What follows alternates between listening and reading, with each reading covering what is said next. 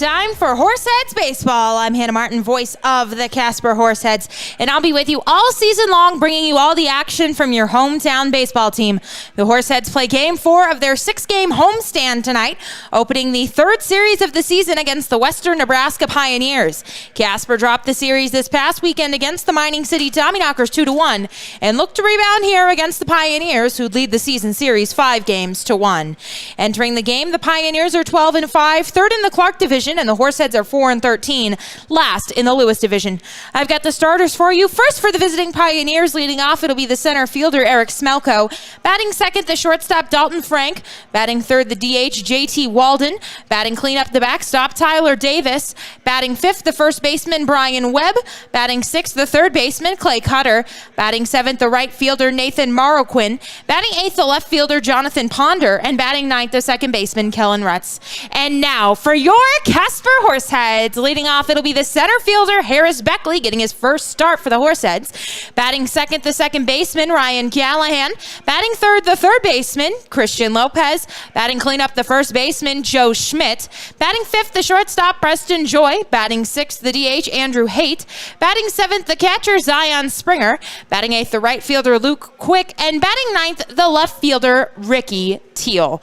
We are just about ready to get going here in Casper, but it is anthem time, and Josh is singing the anthem tonight. Oh, intern Josh is on it. Don't go anywhere. We'll be back with first pitch in just a moment.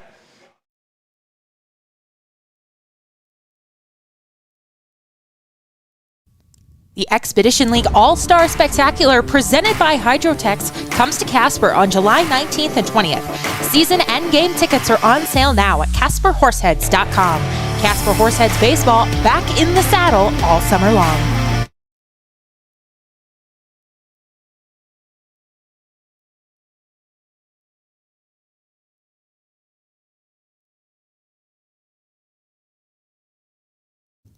Don't miss a minute of Horseheads action this summer. Can't make it to the ballpark? We've made it easy for you to stay up to date with everything Casper Horseheads. All home games as well as select road games are streamed live on our YouTube channel and are also available to listen to on our Mixlr channel.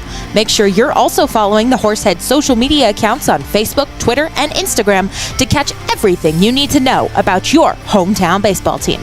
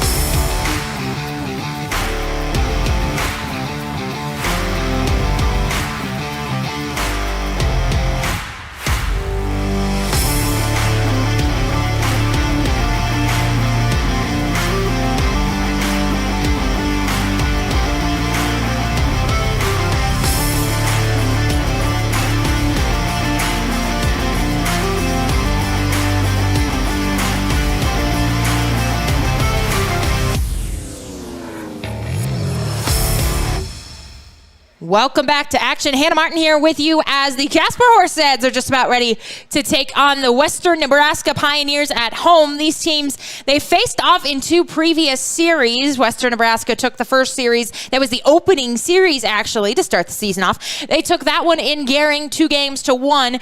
And then just last week, we were back in Gering, and the Horseheads got swept. But it is a new series here tonight in Casper, and it is the first time that these two teams are battling it out in Casper, so some home field advantage, and the Horseheads looking to take advantage. Starting for both teams. The Pioneers, they will roll out Carson Ohl out of Simi Valley, California, 6'3", 165-pound freshman at Grand Canyon University.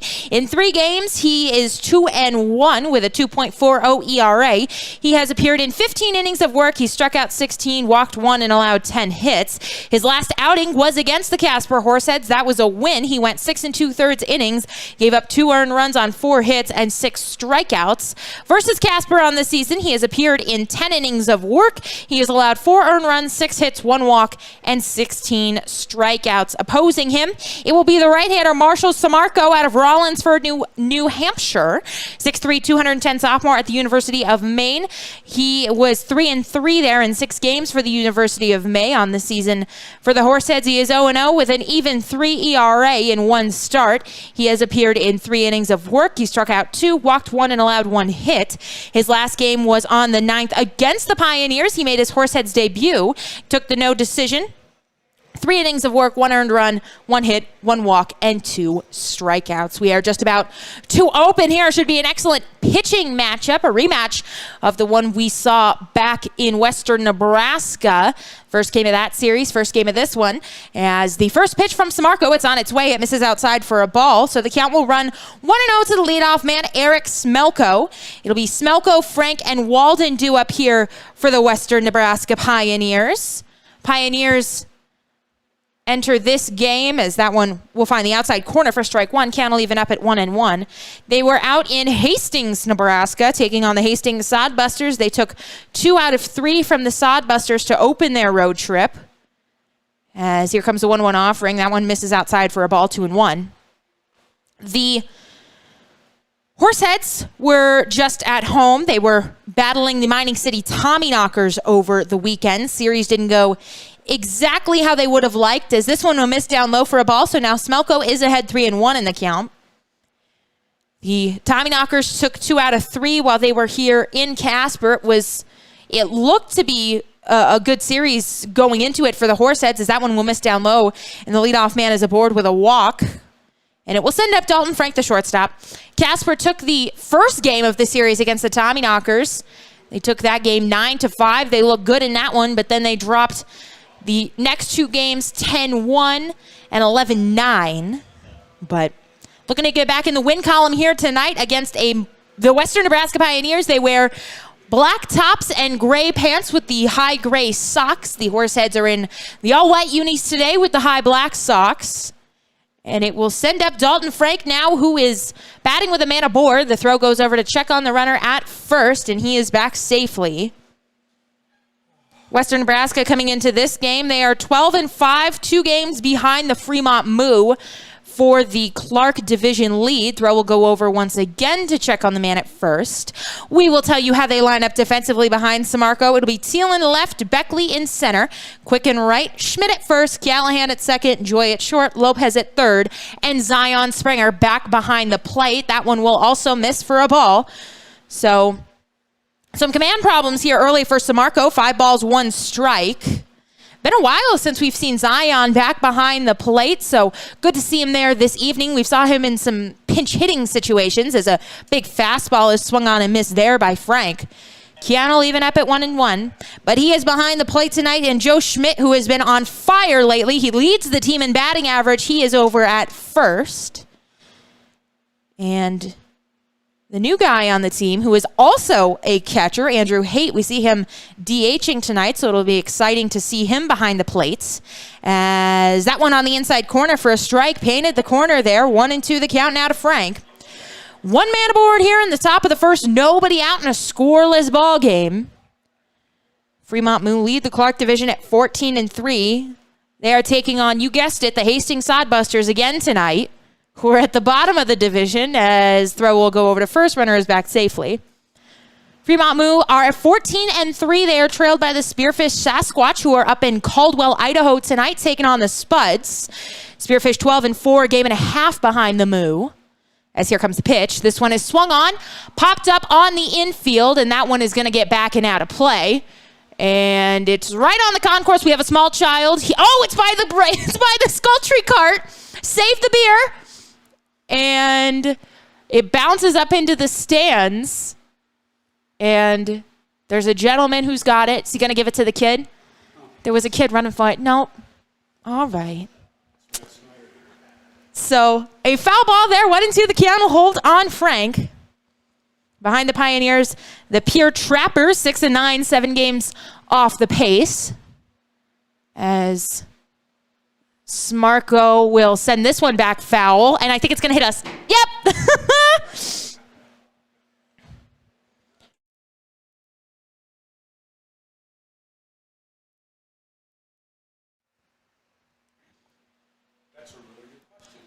We'll have to go back and watch it. The runner is at second, which I didn't even notice. We'll give him it had to be a stolen base, as that one will be fouled back. Yep. So 1-2 the count. The Sioux Falls Sunfish sit at 6-10, 7.5 games back. And in the bottom of the division, the Hastings Sodbusters, 6-11 and 8 games back. As that's what happens when you only really play the top team in the division. I mean, every time I look, they're playing Fremont. As Smarko deals the 1-2 pitch home. This one also fouled back. Oh, I think it's going to hit us again. Yep. Gosh. I know. He's going to come through the ceiling. There's a hole in the floor over there by the bathroom, where the bathroom used to be. So I think it would be quite fitting if we had a hole in the roof as well. Imagine. We'll put it over there where Zach is, though. As here comes the 1-2 pitch. That one missing outside for a ball. Count will run 2-2 on Frank. In the Lewis division, the Mining City Tommyknockers 11-6. They lead things. The Source Valley Saberdogs half a game behind them at 11-7. And then the Wheat City Whiskey Jacks 6-9, 4 games back. Canyon County 6-12, 5.5 games behind. And then Badlands 5-10, 5 games behind. And Casper 4-13 and 7 games off the pace. As that one misses, it gets by the catcher. Springer was up by his head. Runner will get down to third on the wild pitch. And so count will run full now on Frank, who is batting with a man down at third. I could do without the phone sound effect there. That's going for. They're trying them, they're trying some new ones. They had a dolphin one on Sunday. Chris really liked that one. Here comes the full count offering, and this one is not close. It'll miss outside for a ball. So 2 consecutive walks will start off the game here for the Horseheads and Marshall Samarco. And it will send up J.T. Walden, the DH, here this evening for the Pioneers. He is batting with runners at the corners and nobody down here in the top of the first inning. Walden out of Sacramento, California, 6'4", 205-pound redshirt freshman at Gonzaga. When our PA introduced him, he said Gonzaga, which is not it. That's how you know, not a Washington guy. I'll have to go talk with him. As here comes the first pitch. This one is shot back up the middle for a base hit, and this one is into center field. The first run of the ball game is in. Runner is on his way to third, and he will get there. So Smelko scores on the RBI single by J.T. Walden. Advancing to third on it was Frank.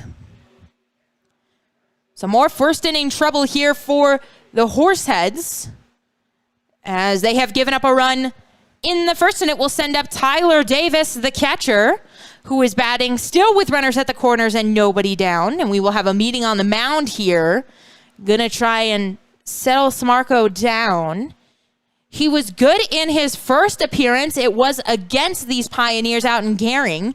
3 innings, 1 earned run, 1 hit, 1 walk, and 2 strikeouts. He has already allowed the hit and the earned run here. He's walked 2 men, hasn't struck anybody out. As a bit of an empty stadium here tonight, but it's a Tuesday night and it's 100 degrees out, so I certainly am not blaming anybody. As Tyler Davis now will dig in with runners at the corners and nobody down here in the top of the first inning. Time is called just as Samarco was about to deliver the pitch. A late time call. That can be dangerous, especially when the pitcher is already on his way to deliver the pitch. He can hurt himself easily on those. So we will reset here, as here comes the first offering to Davis, and that will miss out inside and low for a ball, 1-0. Davis out of Fresno, California, 6'2", 185-pound freshman at Fresno State. It was a balk that sent the runner to second. Thank you, Jen. As that one will catch the outside corner for a strike. I did not see him call that. But it was a balk, so we will have to, I'll go back in the scoreboard. 1-1 now the count to Davis. Batting .250 on the season in 8 games for the Pioneers. 8 runs, 2 home runs, and 6 RBI. As Samarco will come set and now deals home, and that one is going to hit him. Hit him right in that front hip. And so now the bases are loaded here for the Pioneers. And it will send Brian Webb to the plate. Still nobody out here in the top of the first inning. Samarco trying to get out of the jam here without allowing any more damage. Webb, the 5th man to come to the plate out of Gilbert, Arizona. 6 foot, 180-pound freshman at Grand Canyon. As the infield is in here. As here comes pitch. That one will miss upside for a ball. Count. Did I say upside? Upside for a ball. 1-0 the count. Hitting .275 on the season, 11 games, 8 runs, 12 RBI, 13 strikeouts. On the season against Casper, he is 4 for 16 with 4 runs scored, 5 driven in, 3 walks, and 4 Ks. A big swing and a miss there at a fastball upstairs. Count will run even at 1-1. Samarco has thrown 21 pitches, 10 strikes, 11 balls. He has not retired a man yet. He has allowed a run to come across. And the bases are all filled up here for the Pioneers in the first inning. Takes a long look in, trying to get on the same page, find the sign with Springer. Time is called now. The wind is blowing out to right here. Our baseball ops guys had to go out and fix the flag a couple of times already today. As here comes the 1-1 pitch. This one right on the inside corner there. Beautiful pitch from Samarco. As now 1-2. Chance to pick up a big strikeout here with nobody out in the top of the first inning. 3 Pioneers aboard early. Samarco checks the runner back at first and now deals home. That one is shot out into left, and this ball is going to get down. 1 run will come across. They will send the second runner right behind him. Throw will go into second. It is not in time. And a big 2-strike RBI double for Brian Webb has the Pioneers on the board, 3-0. Wasn't hit all that hard, but it was placed perfectly down the line by Webb. It will send Davis to third, and Webb will be aboard at second. So the Pioneers keep the line moving here. They will send the 6th man of the inning up to the plate. The third baseman, Clay Cutter, now to the dish with runners at second and third, and still nobody out here in the top of the first. As here comes the pitch, a strike on the inside corner to Cutter. Cutter, the right man up in this situation for the Pioneers. He leads the team in RBIs. He's got 12 of them to go along with a .277 batting average in 13 games. He's got 3 doubles as well, also struck out 14 times. Here comes the pitch. Misses, and it gets away from Springer. Here comes the run, and it will score. So it will be a pass ball as the runners will both advance. And now a 4-0 ball game, top of the first inning. Pioneers have jumped all over Samarco here. 24 pitches, 13 strikes, 11 balls. Desperately in need of an out here. Here comes a 1-1 pitch, fouled back to the screen. Count will run to 1-2. Against Casper, he is 6-24 on the season with 4 runs scored, 7 runs batted in, and 3 strikeouts. His last game, he was 2 for 5 with a couple of runs scored, a double, a homer, 3 RBIs, and 2 strikeouts. When we were in Gehring, we saw the Pioneers hit buckets and buckets of home runs as this one is swung on and fouled off. So we'll see if they continue that here, including a walk-off home run that was really a dagger when the Horseheads were leading going into the bottom of the ninth inning. The Pioneers put up 3 runs, and they won that game 9-7. Samarco will step off here, and he's going to go over the signs again with Springer. Cutter, 1-2 the count to him. Looking to set down the first man of the inning as this one is sent out over the head of the shortstop, Joy. And this will chase in another run. 5-0 Pioneers lead as they continue to beat up on Marshall Samarco here in the first inning. Just nothing working for him right now. As we will see,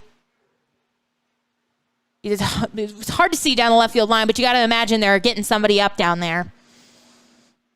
Nathan Marroquin. They had somebody up a minute ago as here comes the pitch. That one will miss too tall. Brings Springer out of his crouch. Marroquin, the right fielder for the Pioneers here this evening, batting with a runner aboard at first. Nobody out in the top of the first inning. 5 runs home already. 5 runs on 3 hits on a couple of walks. As here comes the pitch. That one missing inside for a ball. 2-0 now the count to Marroquin. Marroquin out of Tulare, California, 5'10", 170-pound freshman at Fresno State. In 4 games on the season, hitting just .077. 3 runs scored, 2 RBIs, 3 walks, and 4 strikeouts, as that one will find the outside corner for a strike. Count will run to 2-1.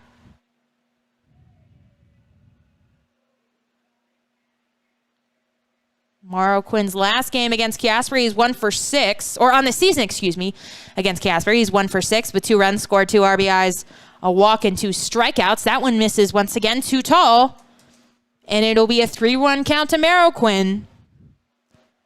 Jonathan Ponder, the man out on deck for the Pioneers, the only guy in this lineup that we have not seen this season. As Samarco looking for an out any way he can get one. This one is fouled back to us, and so the count will run full here. Cutter, the man at first, top of the first inning, nobody out. Western Nebraska leading 5-0. Jumping all over the starter, Marshall Samarco, who is at 33 pitches, 18 strikes, 15 balls. He will look in for the sign, check the runner back, and now he will deal home. Runner takes off. This one is shot foul down the left field line. So the count will hold at 3-2, and the runner will have to head back. Wind is picking up here. It was pretty much dead earlier today, but now as we play on here, just about 7 o'clock local time, it has picked up, blowing out to right. And here comes the pitch. Swung on and missed it. A pitch upstairs, and they got the runner in a rundown. Throw goes down to Schmidt at first, and they will tag him out. So a double play there. Strike him out, throw him out. Not the usual way, but they will certainly take that one.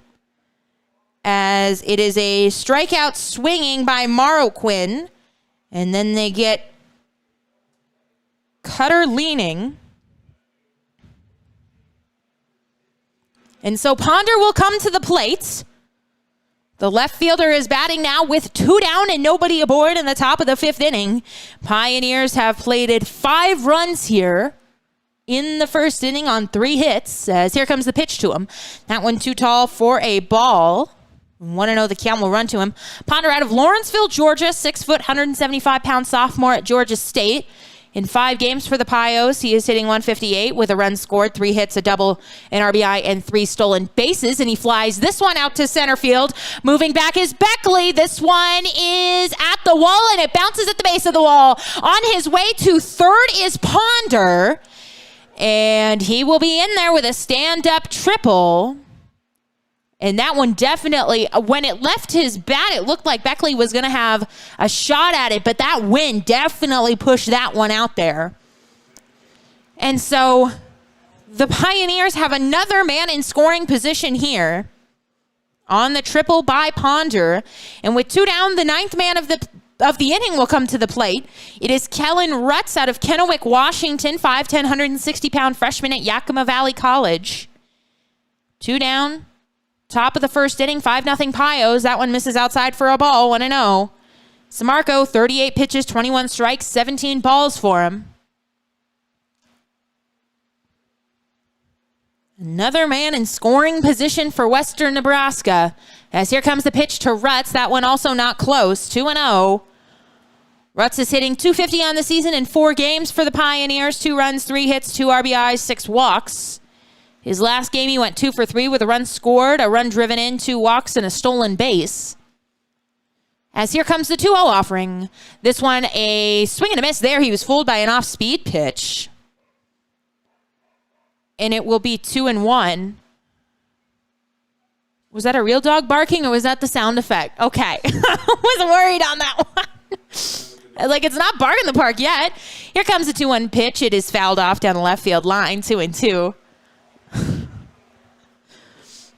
This is what happens when we leave Chris in charge of the music and the sound effects. Things get a little crazy up here. Deuces are wild up on the scoreboard. 2 balls, 2 strikes, 2 down here. Samarco trying to set down Rutz. This one he goes swinging for it. It's fouled back. Just off the end of the bat there. Where it says we'll have Beckley, Callahan, and Lopez due up here, and the offense will have to dig themselves out of an early hole. 5-0, Western Nebraska leads. Samarco shakes off the first. Now he sets on the sign. Here comes the pitch. This one is swung on and hit down to left. It's going to drop down, and another run will come across. 6-0 now. The Pioneers lead here in the top of the first. And that is the most runs in the first inning that the Horseheads have given up. I think it was previously 4 in the first inning. That was the high. And so the Pioneers will bat around here in the first. And Eric Smelko will come back to the plate. He walked and scored a run in his first plate appearance. And he is batting now with a runner aboard at first. That's Rutz. 2 down here in the top of the first. That one, time was called before he threw the pitch. Oh, it's another balk. Oh, my, it's another balk. We haven't seen a balk all season at home. I think we had 1 in Western Nebraska. And now we have 2 in the same inning.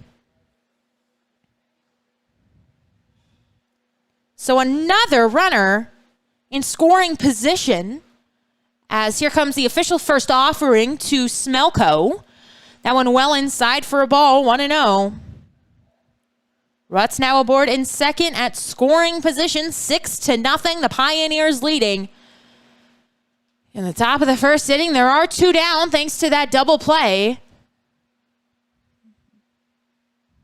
Here comes the pitch. This one is shot out to right. Moving back on it is Quick. He's at the wall. He's looking up on it, and this one is gone.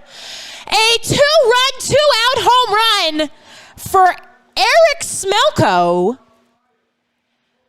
And it is 8-0 Pioneers here in the top of the first inning.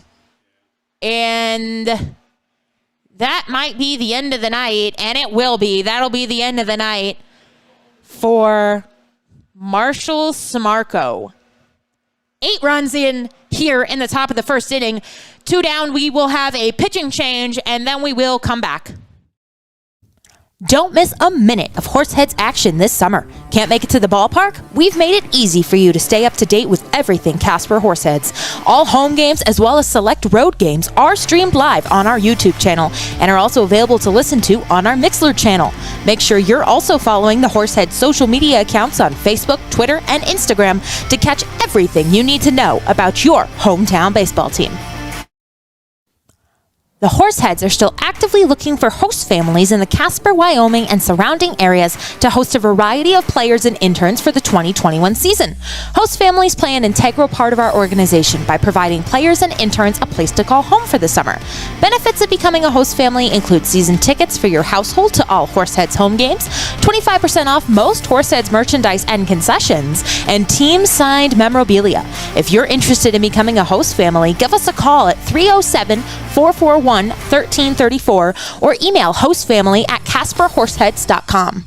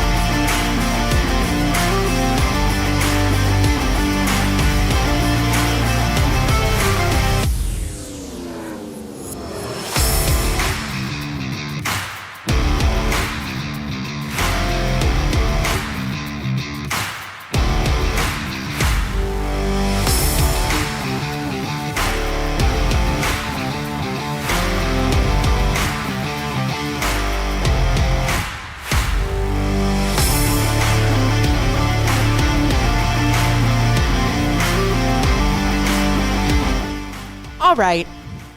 Welcome back. We have a new pitcher here in the first inning. It is Jake Allen, the right-hander out of Meridian, Idaho, 6 foot, 185-pound freshman at Blue Mountain Community College. Will look to get out of the first inning as the starter Marshall Samarco could not do so. Pioneers leading 8-0 as a swing and a miss there from Dalton Frank. Get a pitch up and away.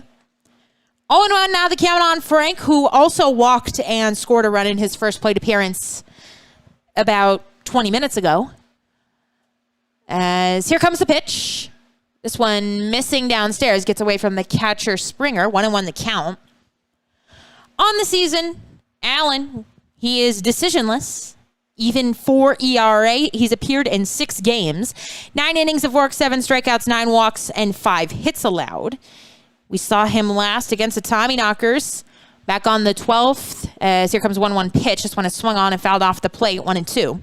He went 3 innings. He walked 2 men, struck out 4, but he did not allow a run, as he allowed 2 inherited runners to score in that game. I remember that. He walked the first 2 men that he faced, and then he set down the next 8.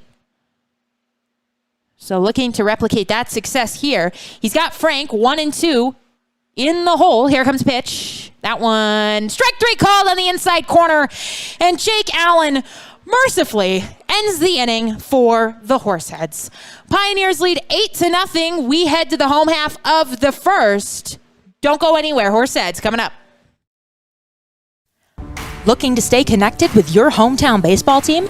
Make sure you're subscribed to the Horseheads text messages. All you've got to do is text GO HEADS to 85100 to sign up for exclusive updates, giveaways, promos, and the latest news on all things Horseheads.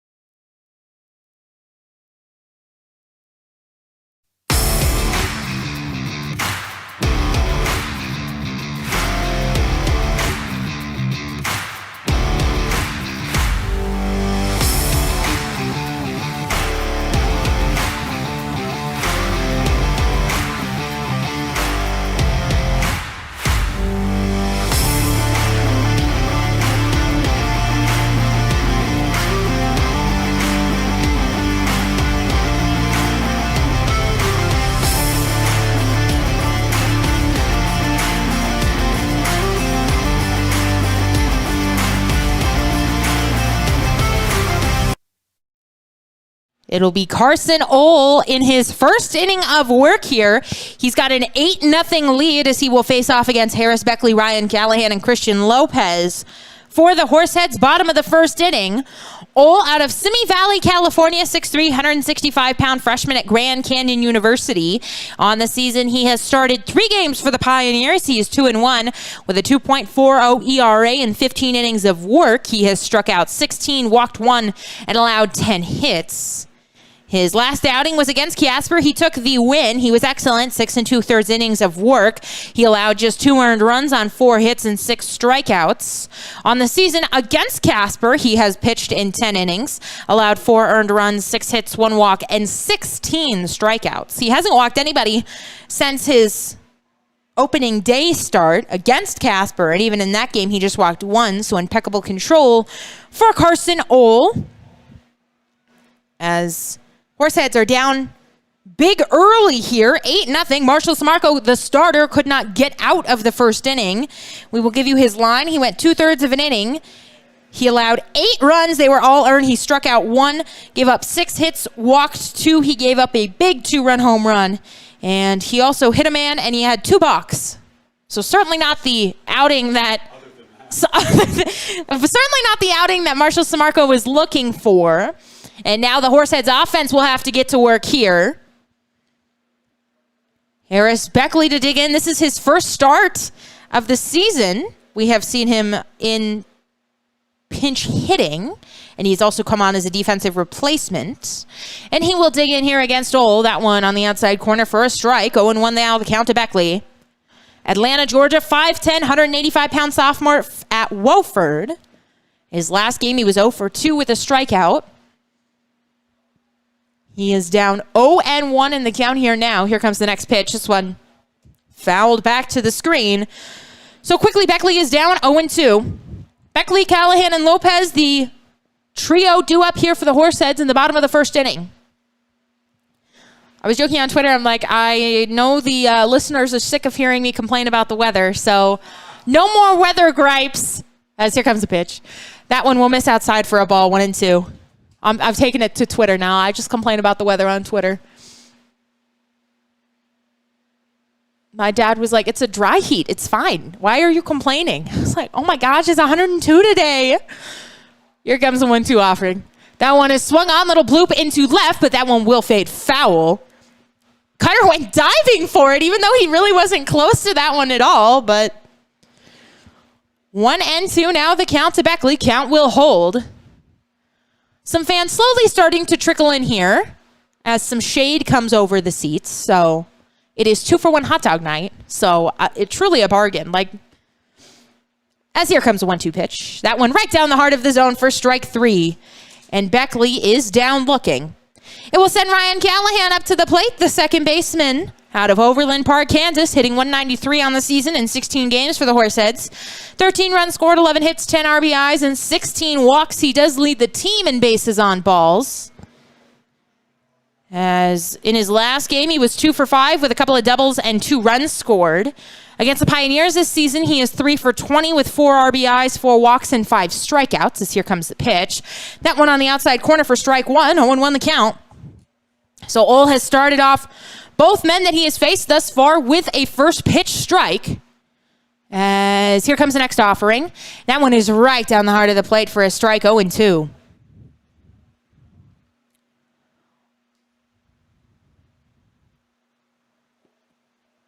Get Chris out there, getting the crowd yelling. Here comes the pitch outside for a ball, 1-2.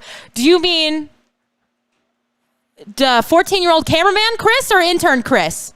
Because intern Chris is just sitting down there with the Horseheads mascot right now. We can get him doing something, as that one will be fouled back. It might be his dad, because his dad listens to every game. But if it's 14-year-old cameraman Chris, I can't help you there. He's in Arizona, so maybe he's tuning in tonight. As here comes the pitch. That one is fouled back. Well, a shout out to 14-year-old cameraman Chris. There's no one to race up and down the stairs between innings now. No one does it like he does. The 1-2 pitch now. It's on its way. Here it comes. Big swing and a miss there by Callahan. And he is down swinging. So the first 2 men have been retired via the K here in the bottom of the first inning. And it will send Christian Lopez to the plate. Lopez, the third baseman, hitting .347 on the season for the Horseheads. He is just .002 points behind Schmidt for the lead. 11 games, 8 runs, 17 hits, 4 doubles, 14 RBIs, and 6 stolen bases. He does have the team lead in RBIs with those 14. As he awaits the first offering from Ole. Here comes the pitch. That one misses outside for a ball. My dad texted and said it's 106 in Billings, so I have nothing to complain about, truly. And I dug out a fan from all of the items up here, as here comes the pitch. This one is swung on, hit out to the third baseman. Cutter gloves and fires, and they will get Lopez by a step. So the Horseheads go 1-2-3 here in the bottom of the first inning. We head to the top of the second. Western Nebraska leading 8-0. Looking to stay connected with your hometown baseball team? Make sure you're subscribed to the Horseheads text messages. All you've got to do is text GO-HEADS to 85100 to sign up for exclusive updates, giveaways, promos, and the latest news on all things Horseheads.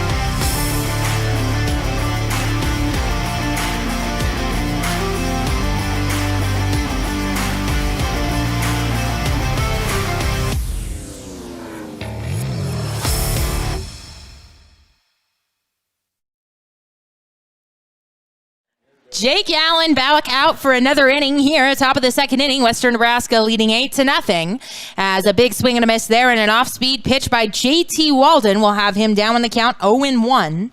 Walden 1 for 1 with a single in the game as he bats here now in the top of the second inning. Nobody out, nobody aboard here for the Pioneers, who lead this one 8-0 after jumping all over the starter Marshall Samarco.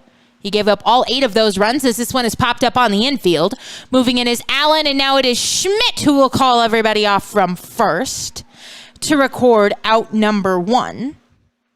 So Allen has retired both men that he has faced since coming on in this one, and now he will have to deal with Tyler Davis, the catcher, who was hit by a pitch in his first trip to the dish. Davis in his last game, 1 for 4 with a run scored, a walk, and 2 strikeouts. He's hitting .250 on the season for the Pios. Against Casper, he is 3 for 8 with 4 runs, 1 double, 1 home run, 2 RBIs, and 2 walks. The last series these two teams had against each other, the Pioneers hit 4 or 5 home runs, including a big walk-off home run in game 2 of the series, as that one right down the heart of the plate for a strike.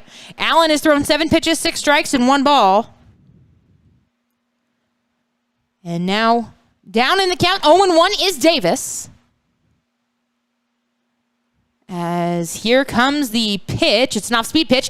Once again, this one is popped up on the infield. It will be Zion Springer in foul territory. And Jake Allen has retired the first 2 men of the inning quickly here on a couple of infield pop-ups. And it will send Brian Webb up to the plate. He is 1 for 1 with an RBI double. It came with 2 outs as well. The Pioneers did, I think, about half of their scoring with 2 down in the first. But there are 2 down here now in the top of the second. Bases are clear for Webb, who will dig in against Jake Allen. And Allen is ready now, delivers. That one will miss outside. Springer tried to frame it on that outside corner, but did not get the call. Webb is hitting .275 on the season for the Pioneers. On the season against Casper, he is 4 for 16 with 4 runs scored, 5 RBIs, 3 walks, and 4 strikeouts. As here comes the pitch to him. That one was a ball out of his hand, just slipped there. 2-0 now the count to Webb. Allen looking to retire. The Pioneers 1-2-3 after they put up 8 runs in the first inning. Here comes the 2-0 pitch. That one will miss well upstairs for another ball. So now Webb is ahead in the count, 3-0. Taps the plate, digs in, and now he is ready. Allen comes set atop the mound. Here comes the pitch. That one is off the outside corner, and on 4 pitches, Webb will be aboard, so Western Nebraska will not go down in order here, and it will send Clay Cutter up. He is 1 for 1 with a single. 2 more games in this series to look forward to tomorrow night and then Thursday nights. As both of those games, first pitch will be at 6:35. So a little bit cooler for those next 2 games. So we hope to see you out here at Mike Lansing Field. And if you are unable to make it to Casper, this one is swung out and hit onto center field. Harris Beckley will settle under it, and he will make the catch to retire the side. You can catch those other 2 games, of course, on YouTube and Mixlr, where we always have them if you can't make it out to Casper. But for now, Jake Allen does a very nice job here. He allows 1 base runner, but strands him at first. We head to the bottom of the second inning. Casper trailing 8-0. The Expedition League All-Star Spectacular presented by Hydrotex comes to Casper on July 19th and 20th. Season and game tickets are on sale now at CasperHorseheads.com. Casper Horseheads Baseball back in the saddle all summer long.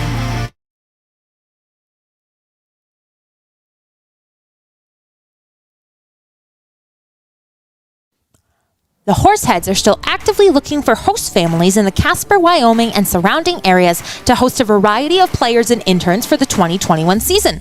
Host families play an integral part of our organization by providing players and interns a place to call home for the summer. Benefits of becoming a host family include season tickets for your household to all Horseheads home games, 25% off most Horseheads merchandise and concessions, and team-signed memorabilia. If you're interested in becoming a host family, give us a call at 307-441-1334 or email hostfamily@CasperHorseheads.com.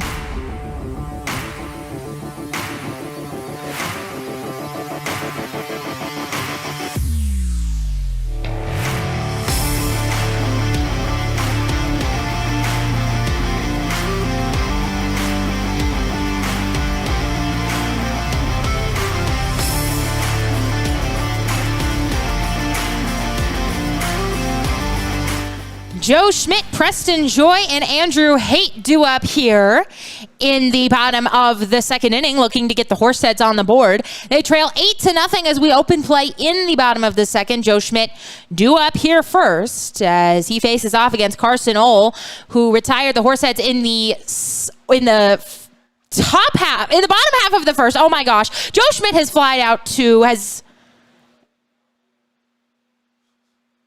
we're gonna reset here. We're gonna take a deep breath. We're gonna reset. Joe Schmidt hits that one out to right, and it will be a base hit for him.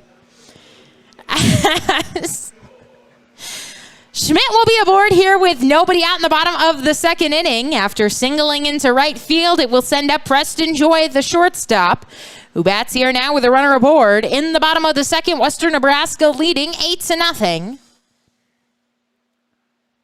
Joy is out of Roswell, Georgia, 175-pound, 5'11" sophomore at Georgia State, and he will look at a strike on the outside corner. There's an error on the board for the Pioneers. He drop it? Oh, we got to go talk to Connor about that one. That one was outside for a ball, 1-1.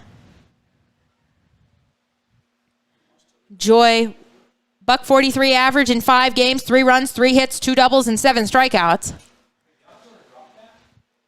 As Ohl will check the runner back at first. That is Schmitz. As here comes the play. The pitch, that one on the outside corner for a strike. Count will move to 1-2. All right. I thought he caught it, and then Schmidt was at first. And I was like, my eyesight is really deceiving me here as I was trying to get the words out. Throw will go over to check on the runner, Schmidt, who is back safely. So we will give an error to the right fielder on that one. Good to know I'm not completely losing my mind there. As the pitch home is a strike, and that will be it for Joy. He will go down on the strikeout. And so now with one down here in the bottom of the second inning and making his Horseheads debut, it is Andrew Haight, the DH out of Seattle University, a Monroe, Washington product, 6'10", 190 pounds. In 3 games for Seattle U this season, he hits .231, 2 RBIs, and 7 strikeouts. As here comes the pitch to him. He swings and pops this one up. Going out as the second baseman. Now coming in as the center fielder. Racing in is Smelko, but he makes the catch for out number 2. So it should be 6 up, 6 down for the Horseheads, but because of the error by the right fielder, the inning will continue. And it will bring up Zion Springer, the catcher, who is out of Albuquerque, New Mexico. He's hitting .125 on the season in 11 games, 6 runs scored, 4 RBIs, 9 walks, 14 strikeouts. He is catching for the first time in quite a while, as that one will go over to check on Schmidt again. They are worried about him taking off. So Springer will have to wait a little longer for the pitch. He's a junior at Menlo College, where he hit .269 this season. As that one will miss outside for a ball, he will start Zion off 1-0.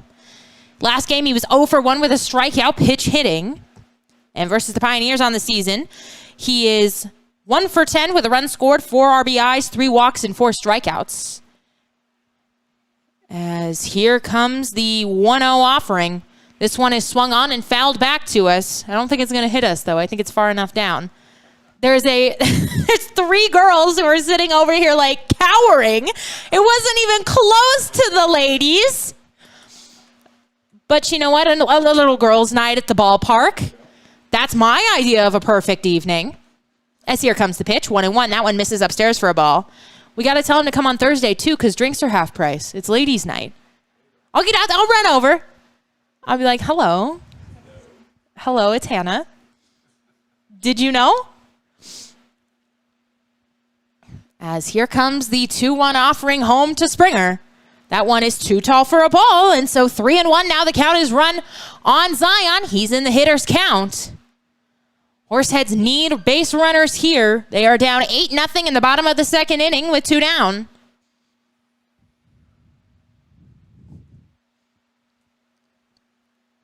Springer digs in. He's ready for the pitch. Here it comes. This one is swung on and fouled off. Oh, it's near them. Ladies, look. They were closer to that one than they were to the last one, and they didn't even flinch. As that one is foul. Full count still.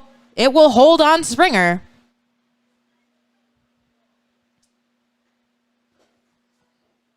We've got a variety of folks here tonight. We got some little leaguers in the ballpark. We had a kids clinic here earlier, as that one will go over to check on Schmidt once again. At first, he's back safely. They had about 35 campers here today at 8 a.m. going over some skills and drills with Horseheads players and coaches. Interns Haley and Jack were here, braving the heat. As runner will take off for the 3-2 pitch. It doesn't matter because it is too far inside, and Springer will be down to first on the walk.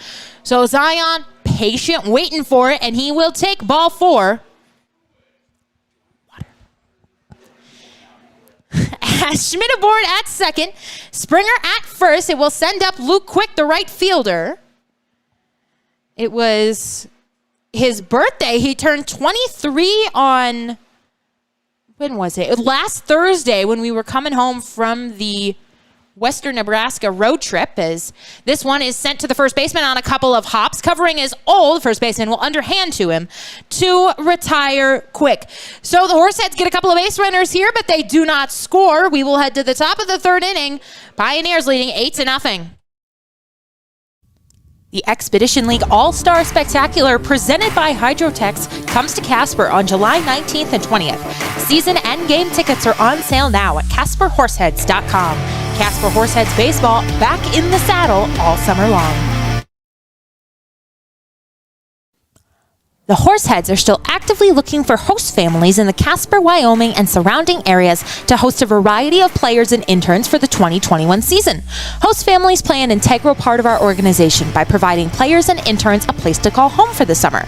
Benefits of becoming a host family include season tickets for your household to all Horseheads home games, 25% off most Horseheads merchandise and concessions, and team-signed memorabilia. If you're interested in becoming a host family, give us a call at 307-441-1334 or email hostfamily@CasperHorseheads.com.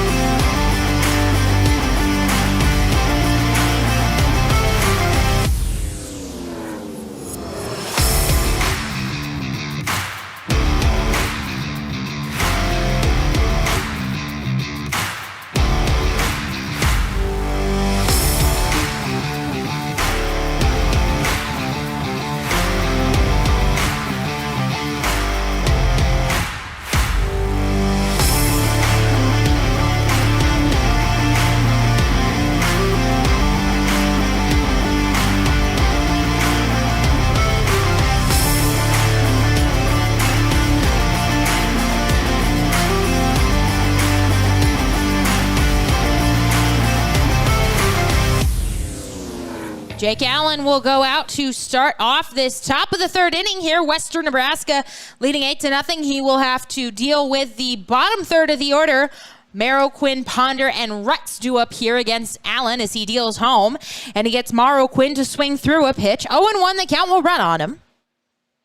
If you are just joining us, you missed the Pioneers putting up 8 runs in the top of the first, as they knocked out the starter Marshall Samarco after just 2/3 of an inning. All 8 runs were earned, and they were all charged to him. As that one will find the strike zone for another strike, and so 0-2. Marrow Quinn down in the count quickly. He is 0 for 1 with a strikeout swinging. The only 2 outs that Samarco was able to record were on the strikeout of Marrow Quinn, and then they caught the runner leaning at first for the double play, as that one misses upstairs for a ball 1-2. So certainly not the start that Samarco or the Horseheads wanted here, but Allen has been excellent since he has come on. He has not allowed a run to come across. He has walked one man. As this one is sent out to center field, moving in on it is Beckley, and he will make the shoulder-high catch for out number 1. And it will send up Jonathan Ponder, who tripled with 2 outs and the base is empty. He also came around to score a run in that 8-run first. The kids camp will be going on today, tomorrow, and Thursday, and then there will be one later in the summer as well. So if you were in Casper and you've got a little leaguer, that's a good deal. You get to work out with the Horseheads here. You get to meet some of our famed interns. As here comes the pitch. That one on the outside corner for a strike. 0-1 the count, runs. The very same folks you see doing marketing on the field and standing around talking to each other right now, as some of us work very hard, as that one is fouled off to the right. 0-2 now. Allen has run the count. You can talk to Connor about his scoreboard abilities. You can talk to Manny about how he keeps the book. You can talk to Haley about the music she plays. You can talk to Chris about the inappropriate music he plays sometimes. We had a slip-up last series, as that one is fouled down the left side, 0-2. There was a song that somehow got into the rotation that was not supposed to be there. And I jumped out of my seat and I ran down there and I was like, hey guys, let's switch this song, please. And that's why you should only ever play Taylor Swift at the ballpark, because you don't have to worry about it. Springsteen and the Beatles, there you go. As here comes the 0-2 offering. That one bounced up there in the opposite batter's box by Ponder. It'll run 1-2. I own this team. 1-2, the count to Ponder, the left fielder. Allen looking to pick up another strikeout here. He has thrown 21 pitches, 14 strikes, 7 balls, as this one will miss up top, 2-2. We've got Broderick, our PA guy, but he is not an intern, so you cannot meet him. Jack and Michelle and Josh, our on-field marketing team. And then Chris, who is our grill guy / music. I don't think he's going to be on music anymore, as that one is sent to the right side. And moving over to make the catch is Luke Quick in fair territory. So 2 down here quickly. Allen has been excellent since coming on in relief of Samarco back in the first. As now with 2 down, it'll bring up Kellen Retz, who is 1 for 1 with a single in the ball game. Another hot one in Casper. Was 99 at first pitch. It has cooled off a bit. Not that I am complaining in the slightest. 96 now. That one will miss upstairs for a ball. 1-0 the count, runs to Retz now, who is 1 for 1. He has an RBI single in the ball game. The number 9 man, if he reaches lineup with turnover for the second time. That one on the outside corner. Count will leave it up now at 1-1. Allen's been good. He's been in and out. He's been dealing strikes, getting outs. As here comes the pitch. This one is off the end of the bat, sent into center, and that ball will get down for a base hit in front of Beckley. Joe Schmidt is out here on the... Wait, it can't be... Do we have a defense replacement? It's Joe Schmidt down here talking to Josh, right? So there's somebody... So Joe Schmidt's out of the ballgame. So we have a new first baseman. I wish somebody would let me know. So we will find out who that is at first. Brooks, maybe? We'll see. Got to wait for him to turn around. But, yeah, Joe Schmidt out of the ballgame now. He's here talking to the interns. Yep, that is. As Brooks Browning out at first base. So we will, we'll talk to the 3 interns who are down there talking to him. We'll find out why he's out of the ballgame. I'll just yell down there and be like, hey, what's wrong? Ball misses outside to Smelko. 1-0. The count will run to him now. He is 1 for 1 in this game with a walk and a home run. As that one on the outside corner now, 1-1. I'll just text Josh right now. Be like, why is he out of... This is how we get the inside scoop here. Exactly. as this one is sent into left field, and that ball will get down for a base hit. Rutz is at second. He will hold there. As back-to-back base hits here with 2 down, have runners at first and second. They look down, they check their phones. They know I want to know. Come on, we have listeners. There we go. Josh is on it. I see you guys down there talking. Oh, give me something. Give me something. Check your phone. All right, Josh is on it. Josh is on it. As Dalton Frank will come to the plate. Jack doesn't know. He's just the marketing guy. It's okay, Jack. As Allen deals home, this one is shot foul down the left field line.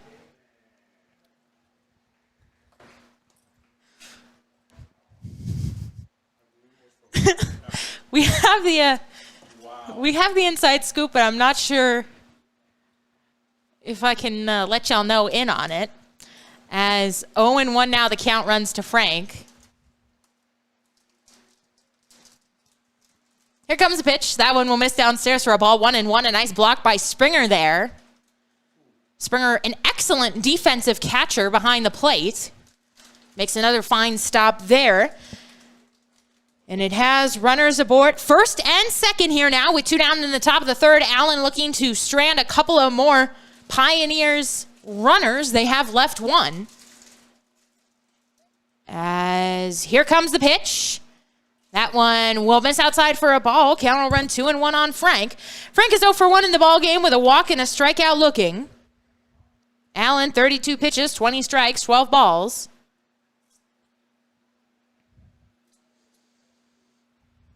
We also have, if you haven't been to a game in Casper, they'll have the players come out and actually help with the giveaways and the stuff that they do here between innings, as that one is going to hit Frank. It runs inside and hits him on the elbow.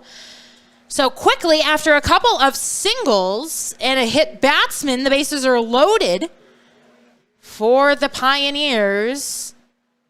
Allen set down the first 2 men that he faced rather quickly. But now he has run into some trouble here. Rutz singling, Smelko singling, and Frank getting hit by the pitch.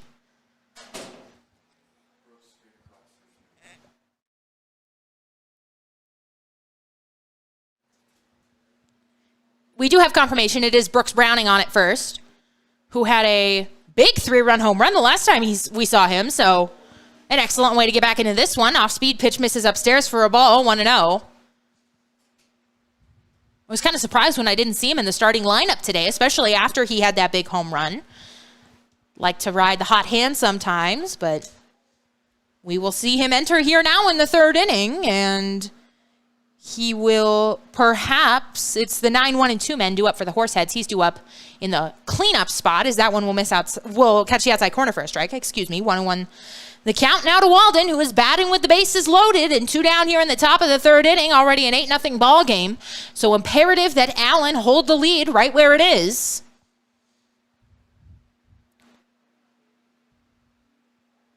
As here comes the pitch from Allen. This one is swung on and fouled off.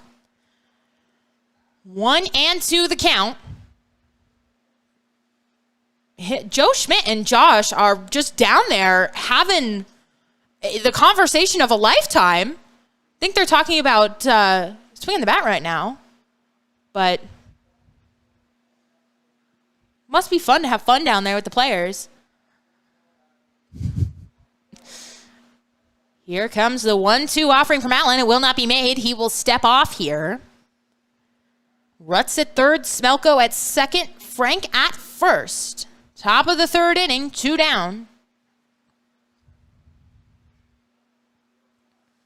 As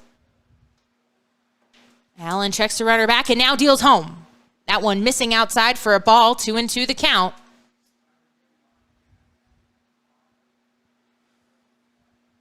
Two down here in the top of the 3rd inning. Big pitch coming home to JT Walden. 2 balls, 2 strikes, 2 outs. 8-0 Pioneers leading this one in the top of the 3rd inning. As here comes the pitch. That one will miss inside. A nice stop by Springer. It was bounced at the plate. So now the count has run full to Walden. Allen at 38 pitches, 22 strikes, 16 balls. Pioneers leading 8-0 here. 91 people watching the live stream.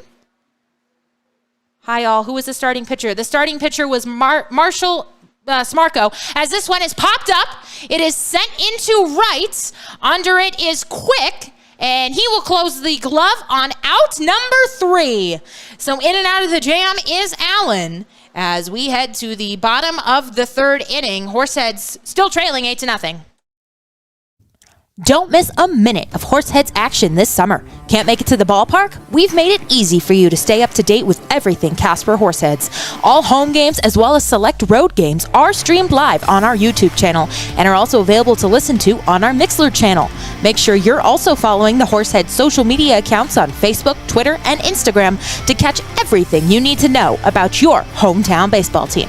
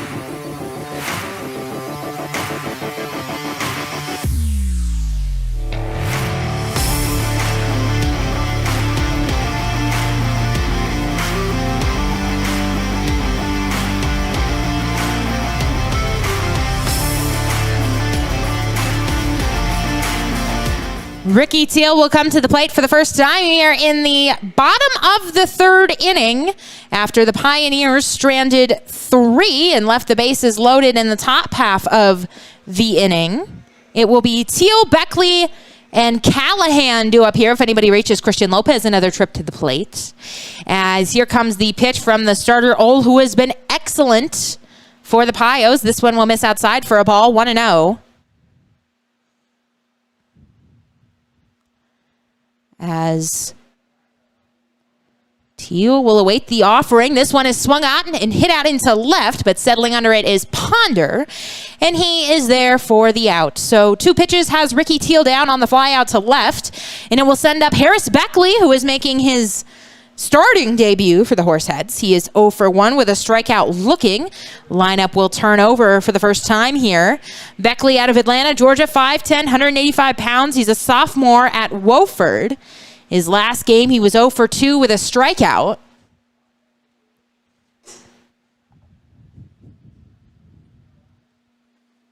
Eight runs, 8 hits, 1 error, 4 men left on for Western Nebraska, as that one will miss for a ball. 1-0 the count, runs to Beckley. Here comes the next offering. This one is swung on and popped up on the infield. Catcher is out, but it is the 3rd baseman, Cutter, who is in to make the play. And in foul territory, he records the out for out number 2. So the Horseheads are down two down here quickly in the bottom of the 3rd. As Ryan Callahan will come to the plate. He is 0 for 1 with a strikeout swinging.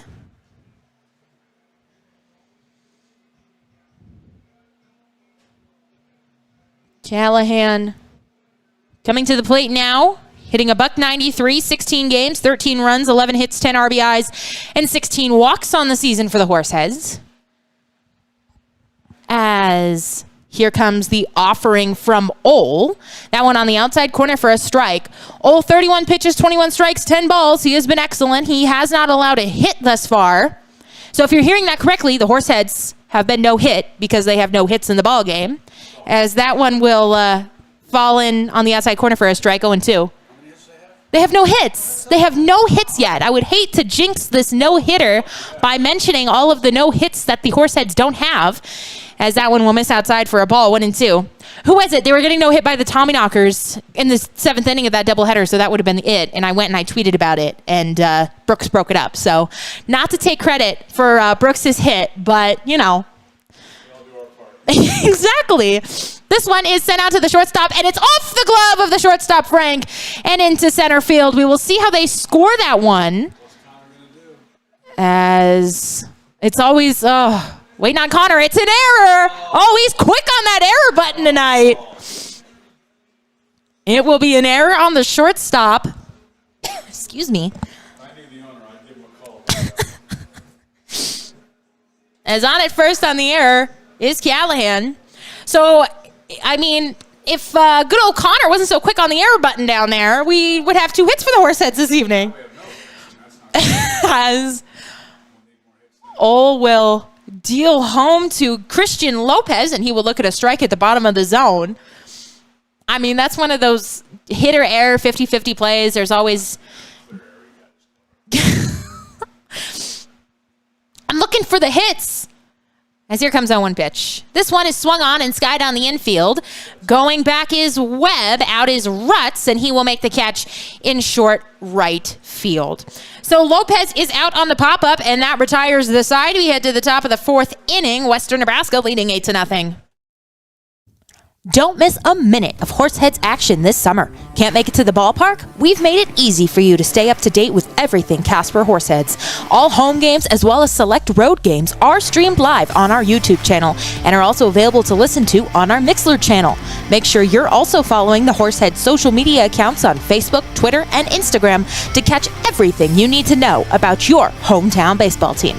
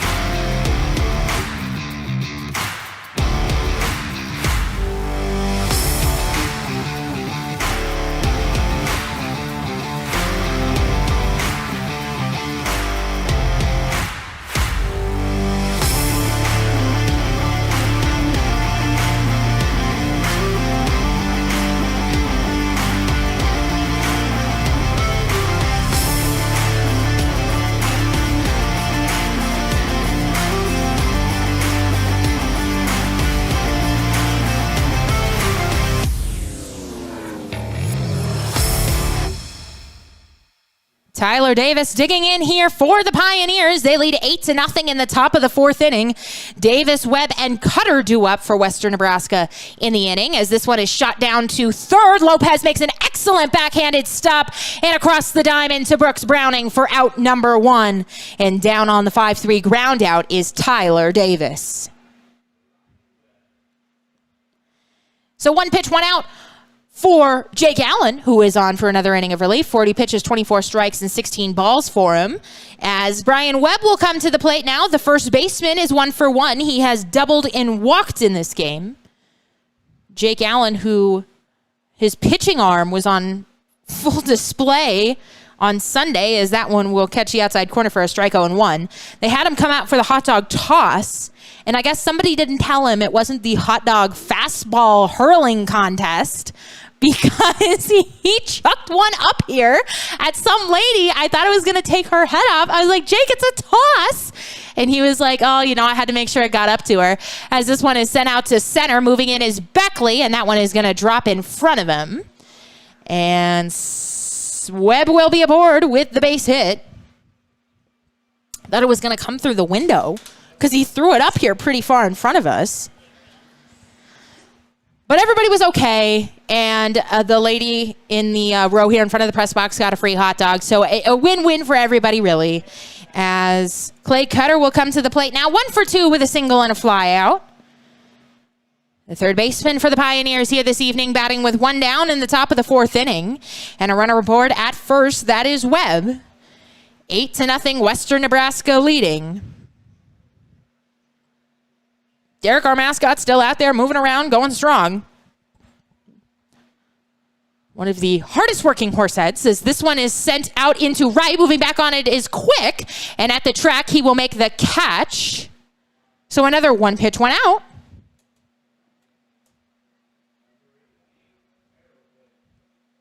As Nathan Morrow-Quinn will come to the plate now. He is 0 for 2 in this game with a strikeout swinging as well as a flyout.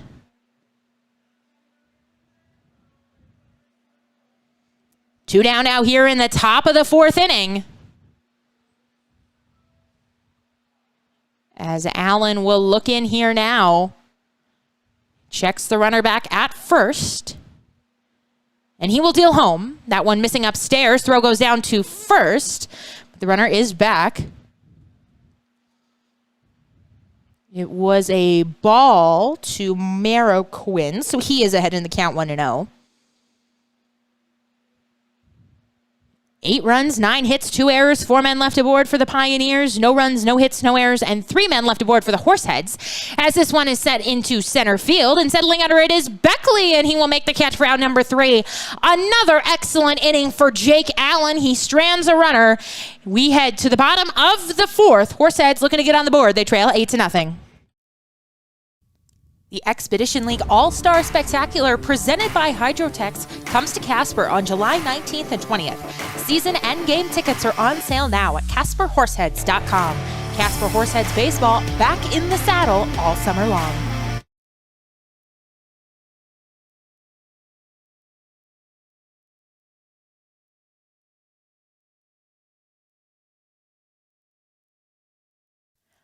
Looking to stay connected with your hometown baseball team? Make sure you're subscribed to the Horseheads text messages. All you've got to do is text GO HEADS to 85100 to sign up for exclusive updates, giveaways, promos, and the latest news on all things Horseheads.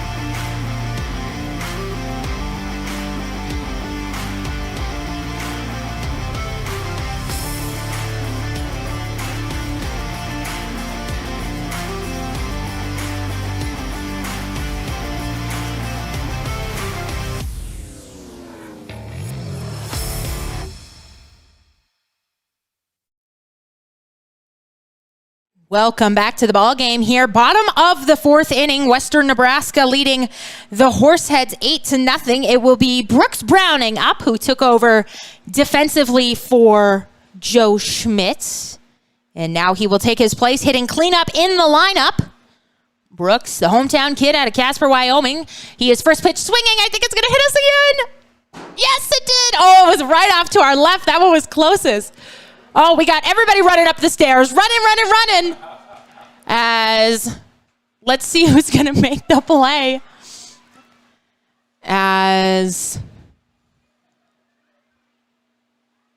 The play is made up here in the seats, and that one a strike to Brooks at home.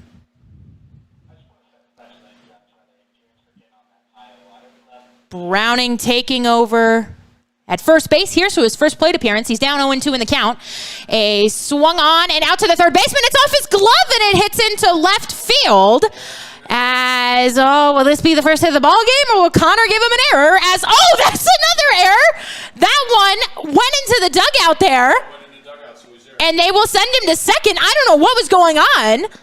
Brooks was aboard at first. There was no play to be made there in the throw.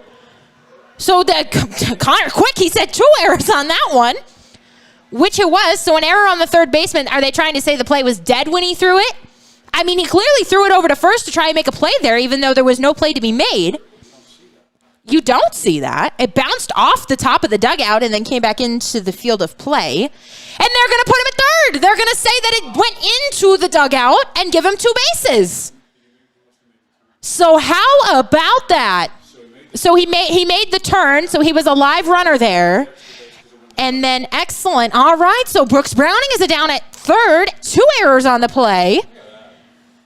The first one by the third baseman allowing him to reach at first. And then the second one by the shortstop, I believe, allowing him to get down to third base. So now the Horseheads have a runner in scoring position. And for Preston Joy, who is 0 for 1 with a strikeout looking, he swings and fouls this one back to us, but it won't hit it's over in the grandstands. It won't hit us. And all of the children run up again. I asked Chris, he said, I was like, is 14 too old to keep it, or would you give it to a kid? He said he'd give it to a kid. He said 14's too old. Yeah. 0-1 now, the count to Joy, who is batting with the first run of the ball game for the Horseheads, 90 feet away. He sends this one out to the first baseman. Brooks will come home to score on it, as Joy is out on the RBI ground out. But the good news is the Horseheads are on the board. It is an unearned run because of the 2 errors that got Browning down to third, but he will score on it nonetheless. So Joy is down 3 unassisted. Brooks coming home the back door to score, and it will send up Andrew Haight, making his Horseheads debut this evening. The DH, he is 0 for 1 with a flyout out of Monroe, Washington. He's a freshman at Seattle University. He was a 3-time letter winner at Monroe High. He made state his junior year, first team All-Wesco in 2019. He was named the 4th best catcher in Washington. He sends this one softly to the first baseman, underhands to Ole covering, and he will be down 3-1 on 1 pitch. And so now Zion Springer will come to the plate with 2 down here in the bottom of the 4th inning, looking for a hit, the first hit of the ball game, in which the Horseheads have been held hitless by Ole, who is throwing a no-hitter. We have no hits. We will need at least 1 or 2 here. I'm thinking a lot more.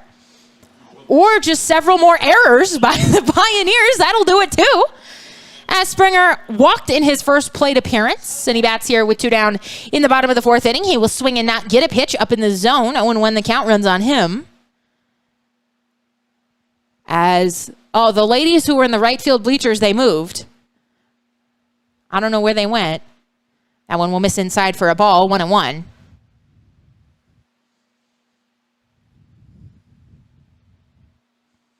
Derek's still up and moving around, though, saying hi to everybody. As here comes the 1-1 pitch. That one be upstairs for a ball, 2-1. Just made his first public appearance of the season. He was out at the Mills Centennial Parade with some of our interns and some of the players. As here comes the 2-1 pitch. That one will miss outside for a ball, so Zion is ahead in the count, 3-1 once again. I actually drove out to Mills before the game today because I wanted donuts, and I heard they had a donut shop there, but I got there too late, and all they had were sad blueberry cake donuts left. And she was like, we open at 5 a.m. tomorrow, and I was like, I will not be here, but thank you. This one is sent foul down the left field line. Yep, I will not be here at 5 a.m., but you do you, absolutely. A full count here now to Springer. He is batting with 2 down here in the bottom of the 4th inning, As here comes the offering from Mole. Swung on, and that is a fair ball down the left field line. Springer going around first. He will head into second as the throw will come into second. But Springer is aboard with the 2-out single double down the left field line. And that will be a hit. There is our first hit of the ball game for the Horseheads. Not to take credit for Zion's hitting, but I definitely think that one was me and Chuck. And so Springer aboard at second, the second man that the Horseheads have had in scoring position here in the inning. And it will send Luke Quick up to the plate. He is 0 for 1 with a ground out to first. Chance to make this an 8-2 ball game with a base hit. As here comes the pitch. It is inside on the inside corner for a strike, 0-1. Let's see how many folks we got watching. 86. So we have lost 5. But that's okay. 0-1 now, the count to Quick, batting with Springer out at second. This one is sent into center field, and that ball will be caught by the center fielder, Smelko. A nice running catch there. Thought it might have a chance to get down and score Springer, but Smelko reaches up, and he makes the catch for out number 3. However, not before the Horseheads pick up their first run and their first hit of the ball game. We head to the top of the 5th inning, Western Nebraska leading 8-1. The Expedition League All-Star Spectacular presented by Hydrotex comes to Casper on July 19th and 20th. Season and game tickets are on sale now at CasperHorseheads.com. Casper Horseheads Baseball back in the saddle all summer long.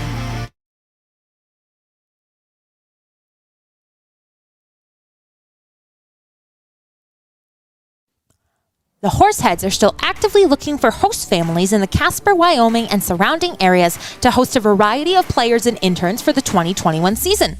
Host families play an integral part of our organization by providing players and interns a place to call home for the summer. Benefits of becoming a host family include season tickets for your household to all Horseheads home games, 25% off most Horseheads merchandise and concessions, and team-signed memorabilia. If you're interested in becoming a host family, give us a call at 307-441-1334 or email hostfamily@CasperHorseheads.com.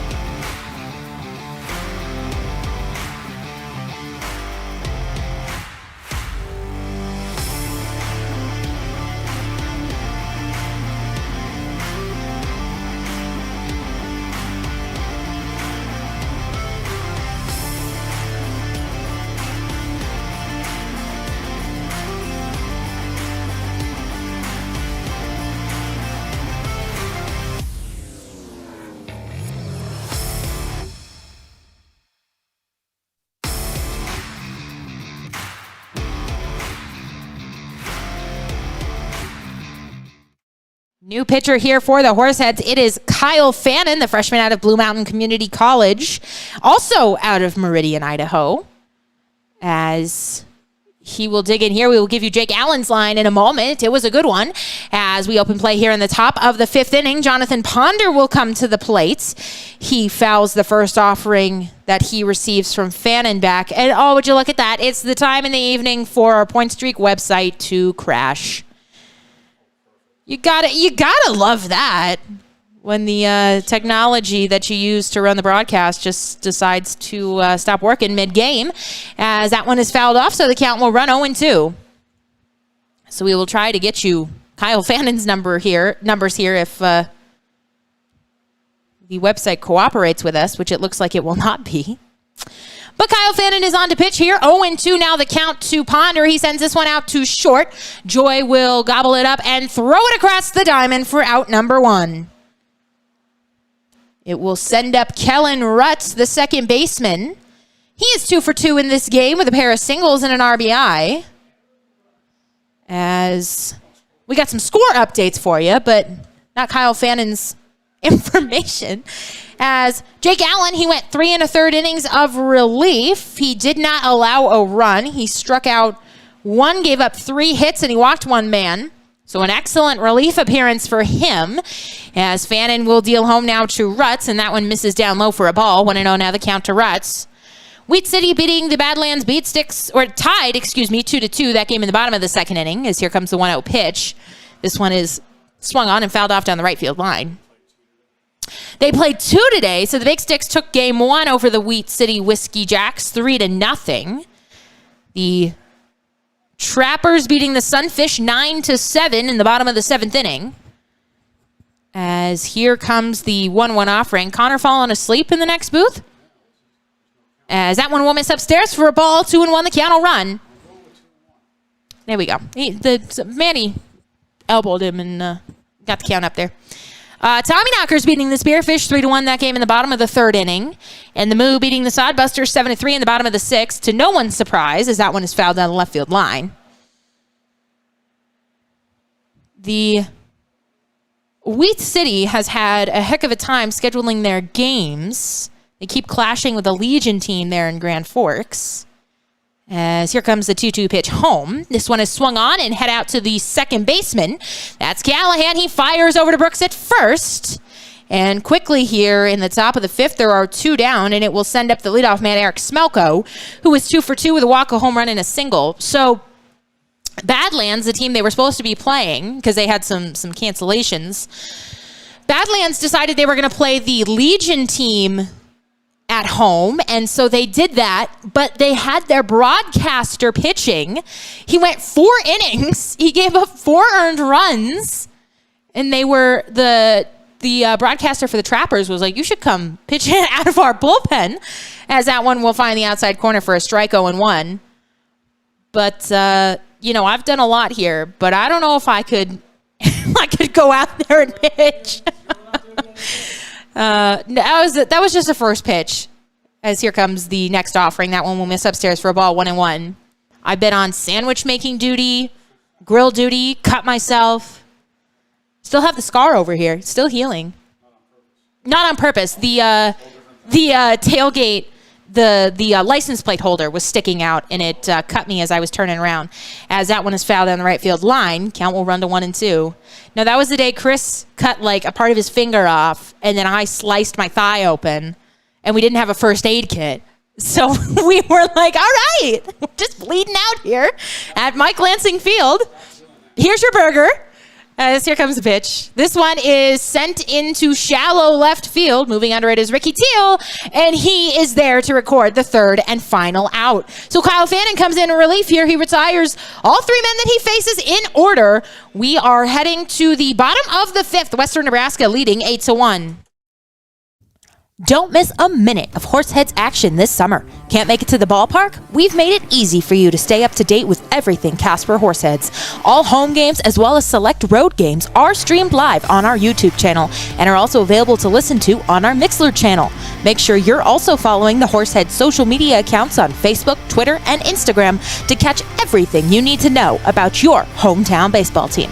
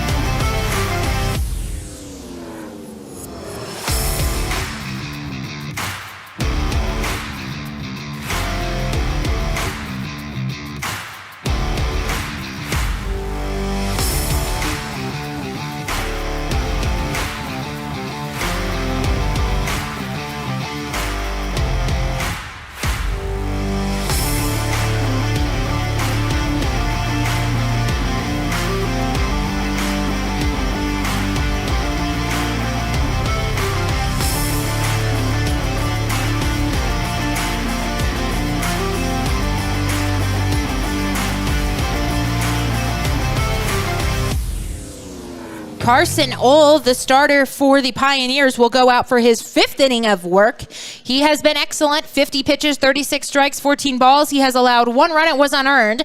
And he's also given up just 1 hit, that the double to Zion Springer last inning. He will have to deal with the 9-1 and 2 men here, Teal, Beckley, and Callahan. As Ohl will dig in here. Teal is 0 for 1 with a ground out as here comes the first offering from Ohl. This one is shot down the right field line, but foul. 0-1 the count. Running now to Teal, who is out of Irvine, California, hitting 167 on the season. 9 games, 3 runs, 5 hits, 1 RBI, 2 walks, and 3 strikeouts. In his last game, he pinch hit. He was 0 for 1. And against the Pioneers this season, he is 3 for 7 with a run scored, a double, and a strikeout. As this one is sent into left field, moving over is Ponder there, and that ball is going to drop in. And on aboard at first with a leadoff single is Ricky Teal.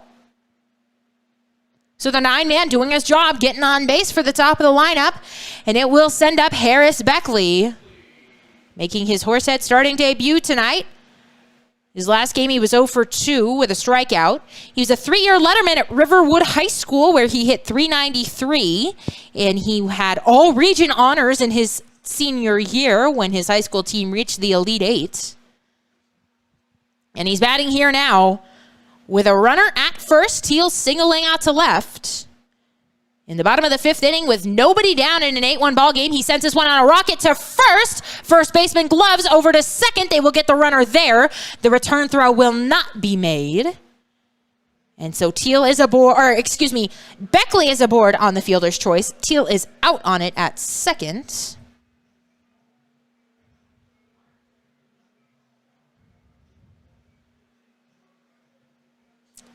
And so Ryan Callahan will now come to the plate in the bottom of the 5th with 1 down and a runner aboard at first. Callahan is 0 for 2 in the game with a strikeout swinging, and he's also reached on an error. The Pioneers have committed 4 in this game, including 2 on the same play last inning. That one will miss downstairs for a ball. 1-0 the count, runs to Ryan. Batting with Beckley out at first. He is hitting .193 on the season. In his last game, he was 2 for 5 with 2 doubles and 2 runs, as the throw will go over to first to check on Beckley, who dives back safely. Callahan against the Pioneers is 3 for 20 on the season with 4 runs batted in, 4 walks, and 5 strikeouts. As here comes the pitch home. This one is swung on and hit out into left. Moving in on it is Ponder. He's under it, and he will make the catch for out number 2. So Beckley unable to advance on the fly ball, hit to left by Callahan for the out, and it will send up Christian Lopez, who is 0 for 2 with a ground out and a fly out in this game. He comes to the plate in the bottom of the 5th inning with 2 down. Lopez hitting .347 on the season in 11 games. 8 runs, 17 hits, 4 doubles, 14 RBIs, and 6 stolen bases. He does lead the team in RBIs. As here comes the pitch. That one will miss downstairs for a ball. 1-0. The count now to Lopez, who in his last game was 2 for 4 with a run scored and an RBI. Against the Pioneers this season, he is 2 for 9 with 2 runs scored, 2 RBIs, a strikeout, and a couple of stolen bases. As he awaits the 1-0 offering here, Beckley takes off. He's heading out to second. The ball is hit into the air, into right field, and the right fielder cannot make the catch. This one will roll into right. Here comes the runner, Beckley. He will score on the RBI double by Christian Lopez, as long as Connor doesn't give him an error on that one, which I don't think he will. It'd be real I'd have to go over there and argue with him on that one. Give CeeLo the RBI on the play. And it is now an 8-2 ball game. Nice piece of 2-out hitting there by Lopez, who extends his team lead in the RBI category. He's got 15 now. Beckley was off on the play, and that helped him come around to score on it. He probably would have scored on it regardless. But now it will be Brooks Browning coming to the plate. He's 0 for 1. He has reached on an error in his first plate appearance, and he will look at a strike on the outside corner.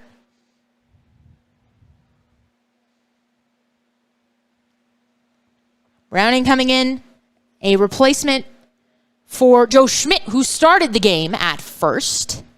And so now with a chance to pick up an RBI here is Brooks Browning.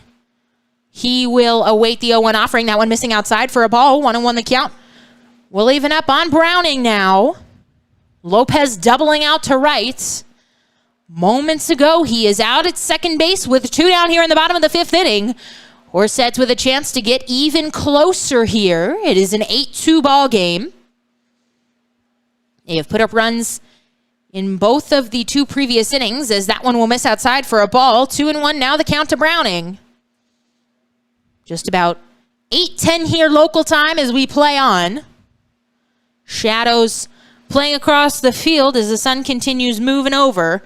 The wind has died down here as Ole will look in. He checks the runner back. Again, and now deals home.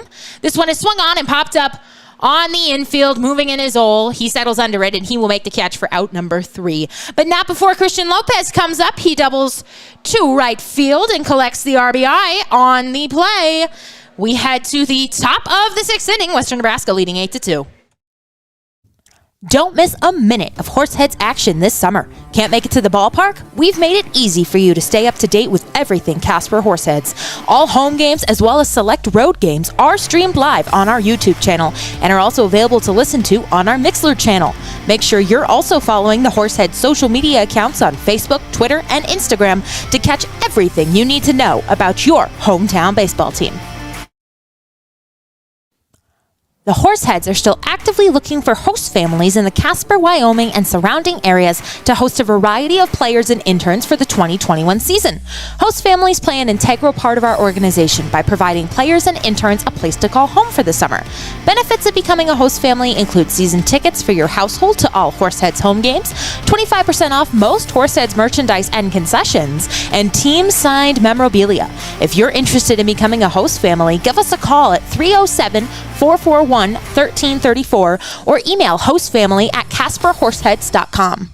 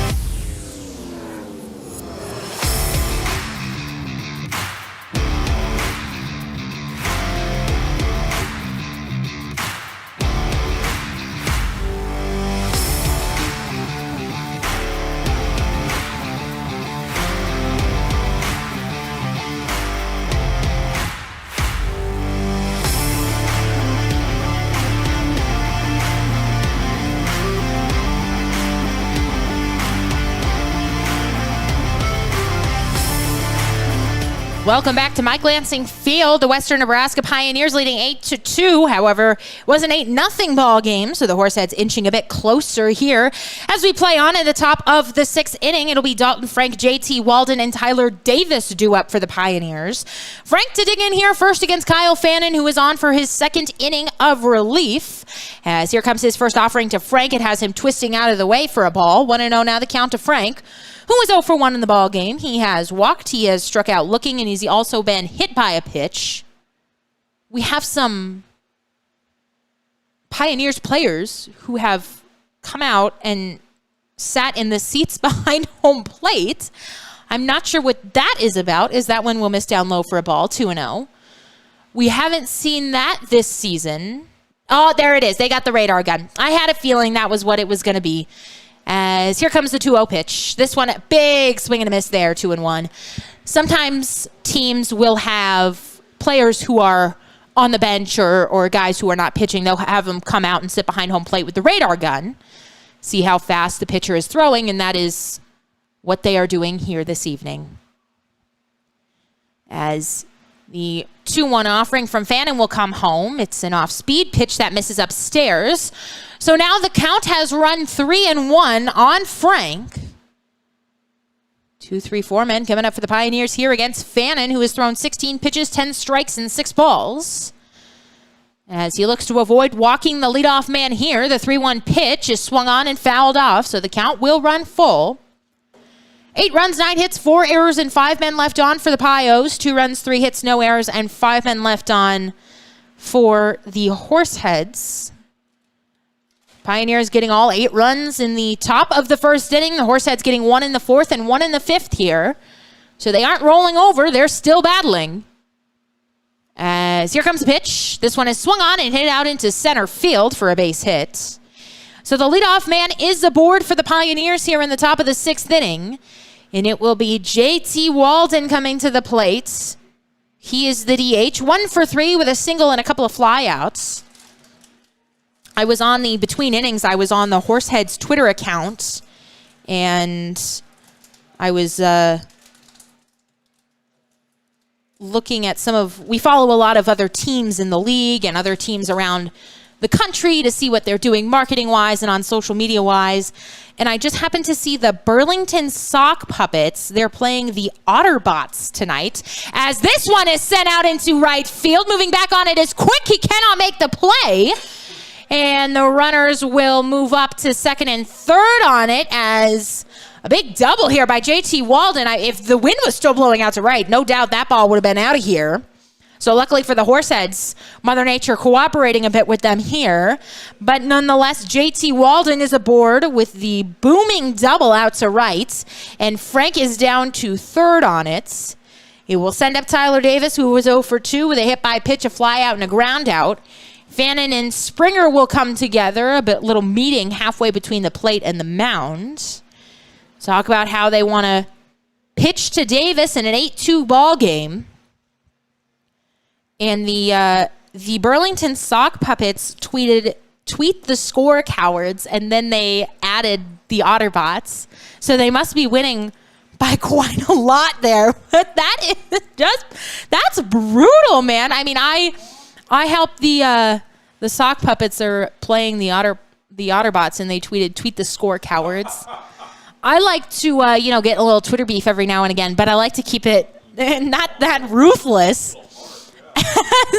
Now I'm curious as to what the score is. As Fannin comes set, deals home, a pitch outside that is blocked nicely by Springer. Since we can't get any updates from around the Expedition League. It's a minor league team. I'd never heard of them before. As here comes the 1-0 offering. This one is sent out into center field. Moving in on it is Beckley. He will not get there. This ball is going to drop down. 1 run is in for the Pioneers. That is all they will get as the throw comes home to Springer. He looked to throw down to first, but nobody was covering. Brooks had come in to cover the mound. And so an RBI single by Tyler Davis makes this a 9-2 ball game. Walden moves down to third on it. Oh, it's just they won 9-2. That's hardly anything to be. Yeah. It is 9-2 here. If the Pios tweet the score, cowards, at me, I will be mad. That's rude. Like, we know. But I thought it was like a big blowout. As here comes the pitch home to Webb. He will look at a ball upstairs. 1-0 the count. A 9-2 ball game here now after the RBI single by Davis chased in the 9th run of the ball game for the Pioneers. Oh, excuse me. That was a strike. So it will be an 0-1 count to Webb. Here comes the pitch. That one missing upstairs for a ball. Can't leave it up at 1-1. Webb is 2 for 2 with a double, a walk, and a single in the ball game. He's batting here now in the top of the 6th with nobody down and runners at the corners. Fannin, 23 pitches, 15 strikes, and 8 for balls in a jam here. As here comes the pitch, home runner takes off at first, pitches a strike. The throw will not go down to second. So it will be Connor had I had it right. Connor had it wrong on the big board. It is a 2-1 count. Me and Connor are going to fight after this in the parking lot. Like the raccoons. There were 5 or 6 raccoons fighting in the parking lot the other night where my car is. So I ran through the parking lot As here comes the 2-1 pitch. This one is sent out into center. Beckley moving back on it. He will settle under it, and he will make the overhead catch. Runner is tagging. He will come home. Throw goes into second as both runners will move up on the play. And now a 10-2 ball game after the sacrifice fly by Brian Webb out to center. It has Walden scoring and Davis moving up to third. And it will send Clay Cutter to the plate. He is 1 for 3 with a single and a couple of flyouts. The Raccoons, the reason we have the big hole in the floor on the right side of the press box, of course. As here comes the first offering. That one missing outside for a ball, 1-1. So nice to know they have relocated to having a fight club in the staff parking lot. While I try to get to my car and it's pitch black at 10:30 at night. Oh, man. Here comes a 1-0 pitch. This one is swung on and hit up the middle, and it's under the dive of Joy. And another run will come across here in the top of the 6th inning. Clay Cutter with an RBI single. It scores Tyler Davis, and it is 11-2 Pioneers lead. And now Nathan Marroquin will come to the plate. The right fielder is 0 for 3 with a strikeout swinging and a couple of flyouts. I haven't seen any Raccoons at the ballpark, though, yet. Now that I just jinxed it, of course, I will see 6 of them fighting over a hot dog in the staff parking lot on my way out tonight.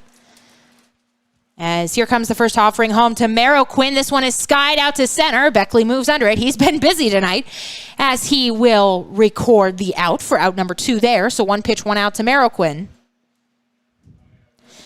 And it will send up Jonathan Ponder, 1 for 3 with a triple and a couple of ground outs. He's also scored a run this evening.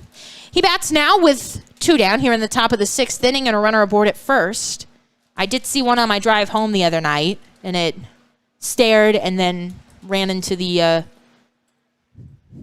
whatever they got out there. The dirt, the land, the country. As here comes a pitch. That one missing outside for a ball. And then I saw one of those feral cats who also darted away as soon as it saw me.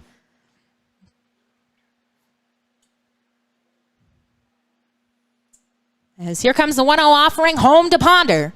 This one is swung on and fouled off to the right side. 1-1 the count.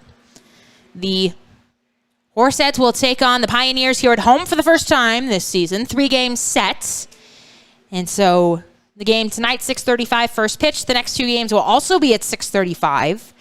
And then the boys will be headed up to Butte, Montana for the first time this season. They will take on the Mining City Tommyknockers in a Friday, Saturday, Sunday series.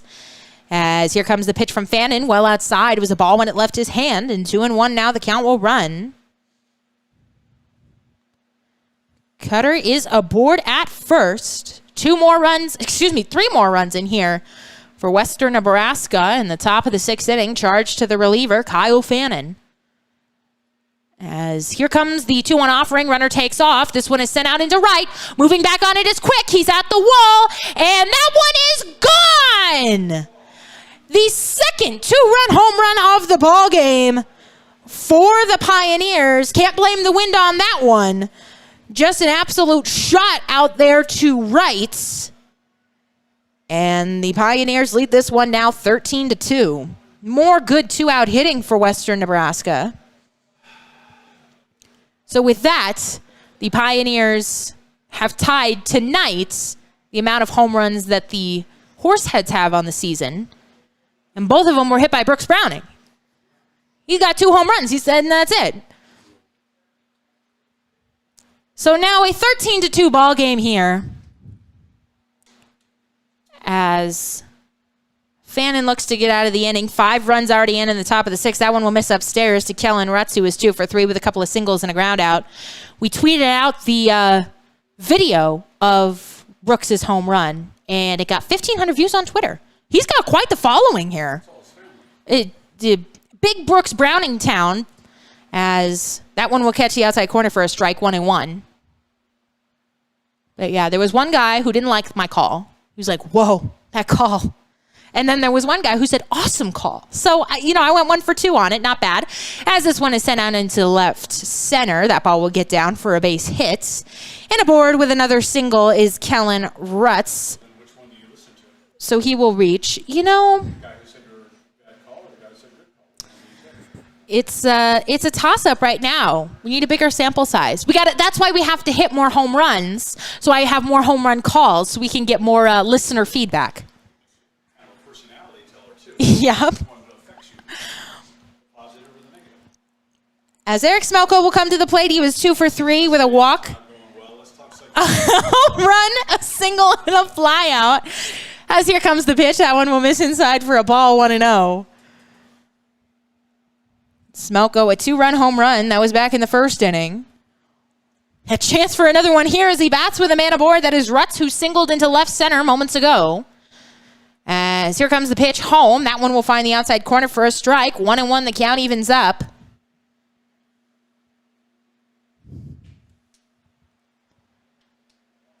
As the Pioneers leading here 13-2 now. And what'd they call? They signaled something. I don't know what it was. We got to get Connor down here. It wasn't another balk because the runner didn't advance. And it is a 1-1 count, so here comes the pitch. This one is swung on and fouled off to the left side. Count will move to 1-2. And nobody came on defensively, so it signaled like he was signaling. Oh, pinch runner. There we go. It is number 15. So we will have a Kip Gronholz is the pinch runner here, as this one is swung on and fouled back. Perks to having the owners of the Pioneers sitting right next to you. He knows the roster. So Kip Gronholz is on to pinch run. Somebody went to high school with Kip Gronholz Oh, okay. in the 70s. No, I don't believe that's him. And so now we would look at point streak, but point streak is down. As here comes the 1-2 pitch. This one is sent out into right. Did he do it again? It's back. Quick makes a diving attempt. He cannot make the play. This one is rolling all the way back to the corner. It'll be an RBI triple for Eric Smelko. It looked for a moment like it might get out. And Luke Quick tried the best he can out there, trying to make the diving catch, but just out of his reach. And so now it is a 14-2 ball game after the RBI triple. Another 2-out hit. Another 2-out RBI.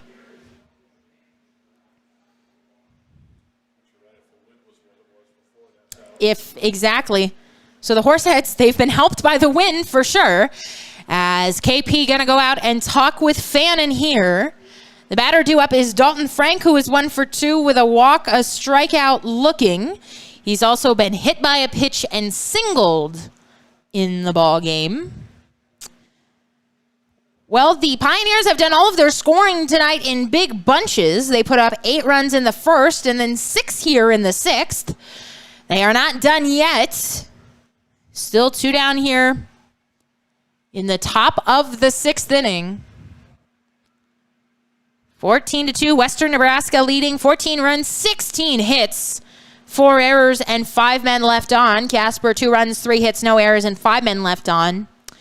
The Hannah in Nebraska is going to be chirping at me on Twitter tonight after this one. She's going to tweet. She's going to tweet at me. Tweet out the score, coward.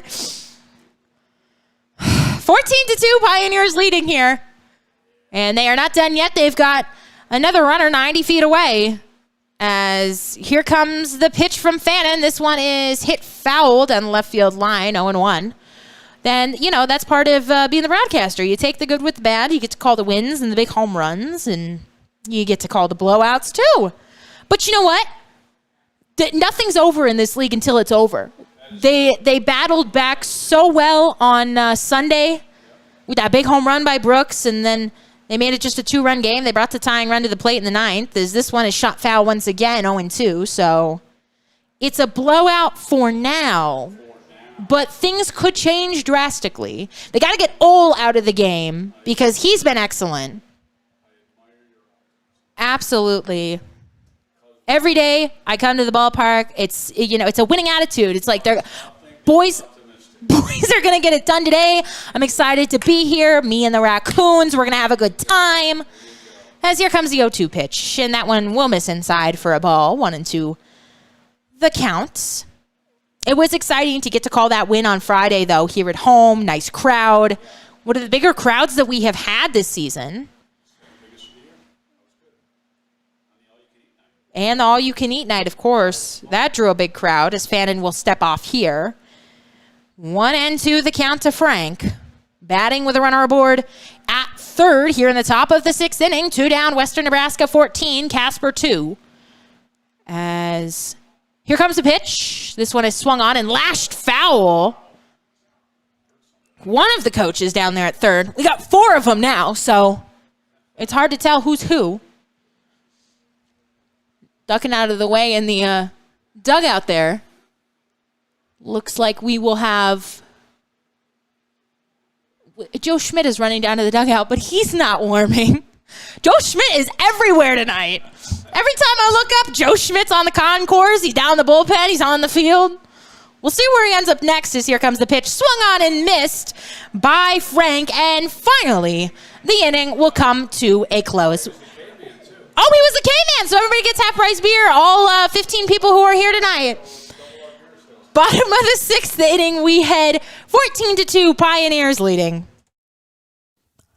The Horseheads are still actively looking for host families in the Casper, Wyoming, and surrounding areas to host a variety of players and interns for the 2021 season. Host families play an integral part of our organization by providing players and interns a place to call home for the summer. Benefits of becoming a host family include season tickets for your household to all Horseheads home games, 25% off most Horseheads merchandise and concessions, and team-signed memorabilia. If you're interested in becoming a host family, give us a call at 307-441-1334 or email hostfamily@casperhorseheads.com.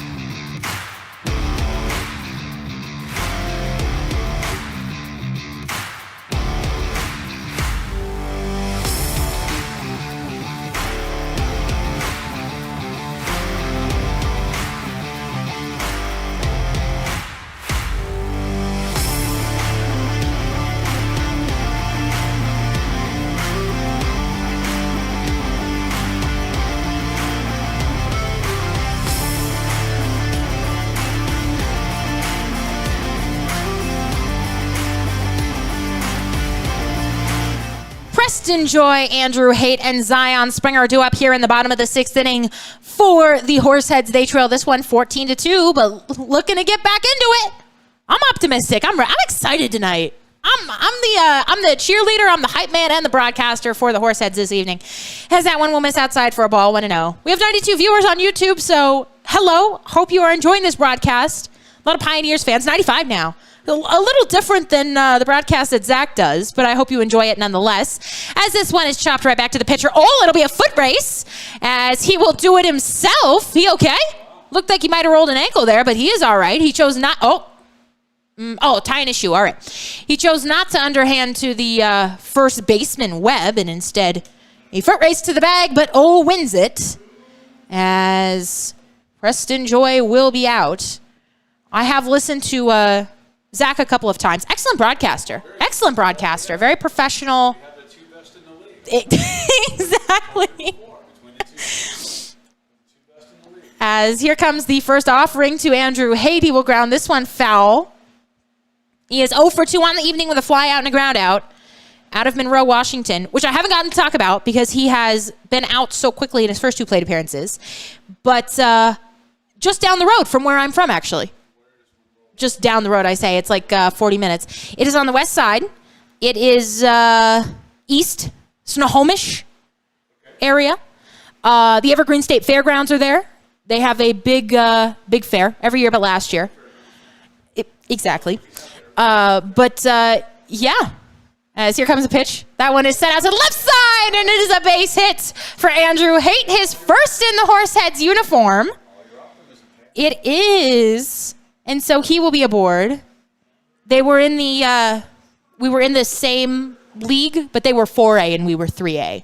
So we would play like every third year. It would rotate the 4A and 3A teams that you would play. So I never went. I don't think we ever played. We competed academically. I did something called High Q, which was like you studied and then answered questions for. So I was out at Monroe High School one time. But that is my experience with Monroe High School, as that one will miss outside for a strike to Zion Springer. That was one of my finest moments, actually, as a member of the High Q. We won stake that year, my junior year. As here comes the 0-1 offering home to Zion. That one will miss outside for a ball. Can't even up at 1-1. Zion is 1 for 1 on the evening with a walk and a double, and he bats here with a runner aboard at first in the bottom of the 6th inning with 1 out. There was a question. It was a sports question. I made sure I was in for the sports questions. And it was a question about the Olympics, as that one, a throw over to first to check on the runner Haight, who is back safely. And they said they began the question. You had buzzers in your hands, and it was, which 17-year-old swimmer, and I buzzed in. I was like, there's only one. It's Missy Franklin. And so I said, Missy Franklin, and I was right, and everybody was blown away. As this one is swung on and fouled off to the right side. That one will get out of play. It'll be off the top of the dugout for the Pioneers. Exactly. There's she was the big star that year. So that was one of my my shining moments in front of the 3 people who came out to see us. My dad. Not a big draw. The IQ team, not a big draw. 1-2 the count. But one of my favorite things that I got to do, I did a lot of stuff in high school. As here comes the pitch home to Springer. It'll miss down low, 2-2 the count. I was the president of the Key Club, which is the high school version of the Kiwanis Club, who we are going to speak with on Thursday. Very excited, throwing us a little luncheon. So I get to be out of the sun, and I get free lunch, and I get to talk to people. So this is a great deal for me. As here comes the 2-2 pitch home to Zion. He sends this one out to right. Back on it is Merrow Quinn. He's at the wall, and this one is gone! It's not gone! It was good. Oh, man. It was a If only it had been gone. That would have been a hell of a call. When are they're gonna call it a single there. Oh man, I'm gonna get made fun of big time for that. I got so excited. I was like, yes, here we go. It is a single for Zion Springer out to right. I'm sorry. As it was hit, I was ready for it. There's a pole, not to make excuses, but there's a pole like right in the middle of where that ball was hit. And so I was like, I can't see it, it's gone. So runners at the corners here as Zion has his second hit of the evening. Somebody's going to be like, Hannah, retire. Again. Runners are at the corners for Luke Quick. As here comes the pitch. This one is swung on and popped up on the infield. Nothing doing here as the shortstop comes in, and he will make the play for out number 2. Oh, my dad has already texted me about it. He's like, what is he doing? 92 people. Oh, man. In front of our largest audience of the evening, of the season, as we will have a pinch hitter here for Ricky Teal. It will be number 33, Eric Garato.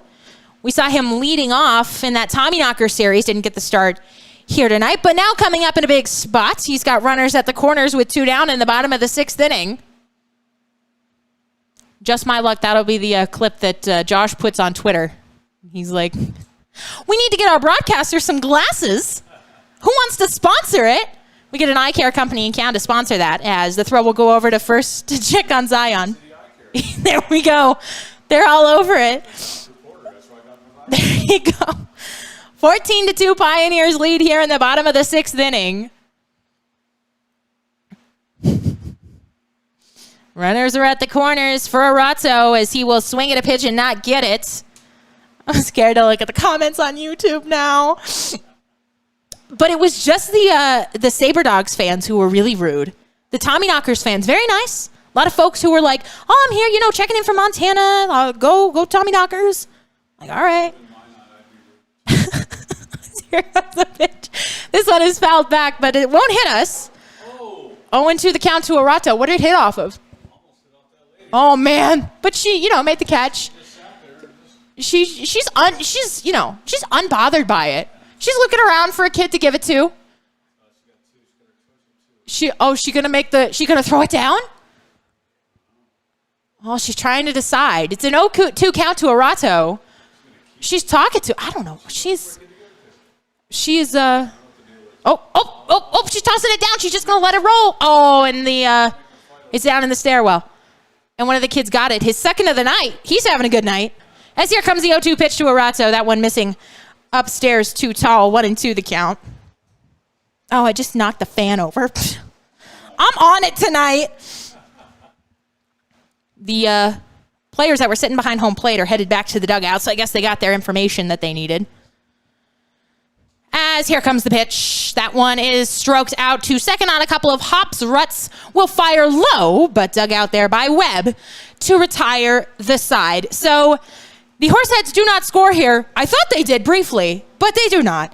We head to the top of the 7th inning. Casper leaves to Western Nebraska leading 14-2. The Expedition League All-Star Spectacular presented by Hydrotex comes to Casper on July 19th and 20th. Season and game tickets are on sale now at CasperHorseheads.com. Casper Horseheads Baseball back in the saddle all summer long.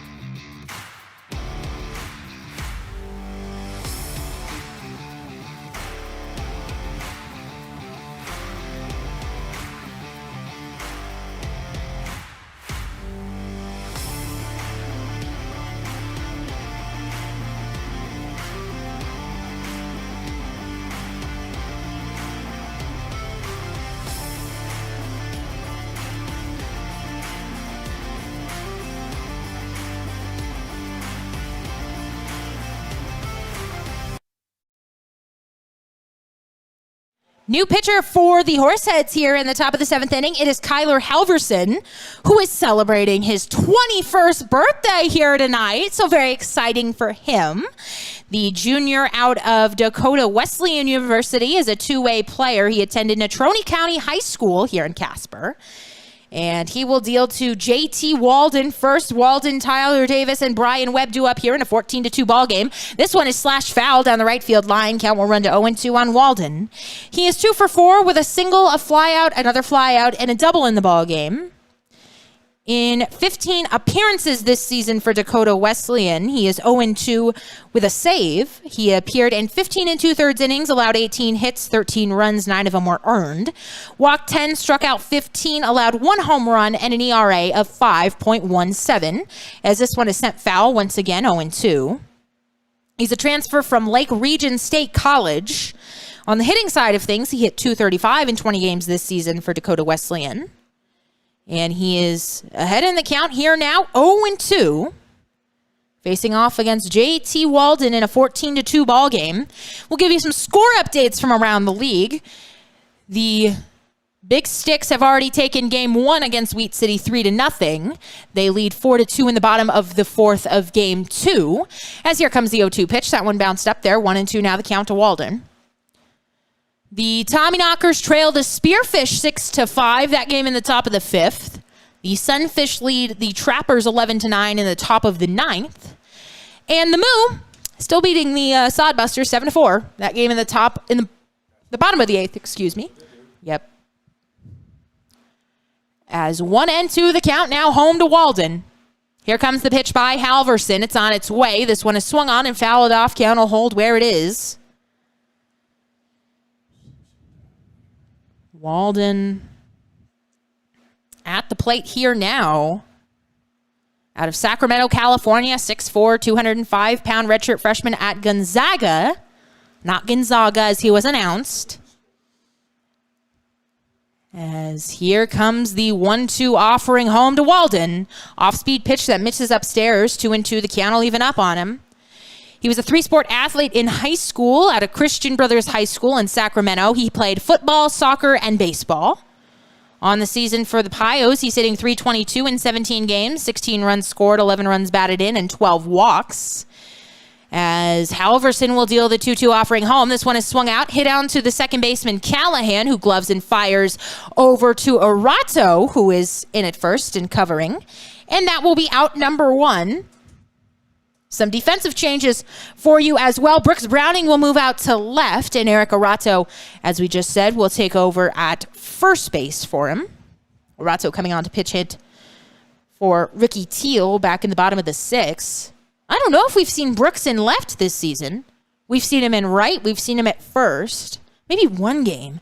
Maybe that game where Jake Baker had to come out, he was in left. Maybe Brooks took over for him in left.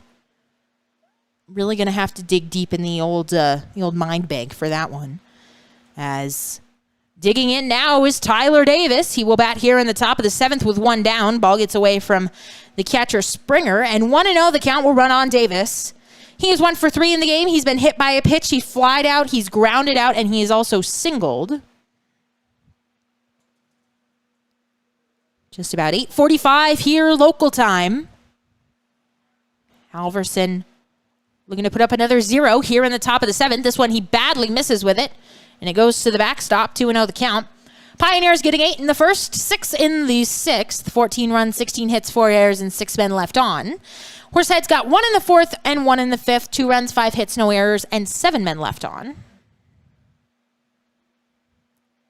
As Halverson gets ready to deal the 2-0 offering home. Here it comes. That one is swung on, chopped to the third baseman, Lopez, who makes a diving stop. He fires across to Garato a little bit high, but Garato keeps that toe on the bag. And another excellent play by Christian Lopez. He's made 2 or 3 of them tonight. Gold Glove play is down there at third, and it is out number 2. Down 5-3 is Davis. It will send up Brian Webb, the first baseman. He is 2 for 2 with a double, a walk, a single, and a sac fly in the ball game. Lights have come on here at Mike Lansing as the sun has begun to set. Beautiful blue sky here as that one will miss downstairs for a ball, 1-0. Cold front moving in. We're down to 92 here. First pitch was 99. I've got it at 90 on mine. Really cool here now as that one will miss inside for a ball, 2-0. Tomorrow, temperatures high of 95, and then Thursday, a high of 93. Over the weekend, and into next week, it'll be down to 75. So I will still be complaining, but not as much, as that one is bounced back to the pitcher, Halverson. He underhands over to first to complete the 1-2-3 inning. So an excellent inning for the birthday boy here tonight. It is stretch time. We head to the bottom of the 7th inning. Western Nebraska leading 14-2. Looking to stay connected with your hometown baseball team? Make sure you're subscribed to the Horseheads text messages. All you've got to do is text "Go Heads" to 85100 to sign up for exclusive updates, giveaways, promos, and the latest news on all things Horseheads. The Horseheads are still actively looking for host families in the Casper, Wyoming, and surrounding areas to host a variety of players and interns for the 2021 season. Host families play an integral part of our organization by providing players and interns a place to call home for the summer. Benefits of becoming a host family include season tickets for your household to all Horseheads home games, 25% off most Horseheads merchandise and concessions, and team-signed memorabilia. If you're interested in becoming a host family, give us a call at 307-441-1334 or email hostfamily@casperhorseheads.com.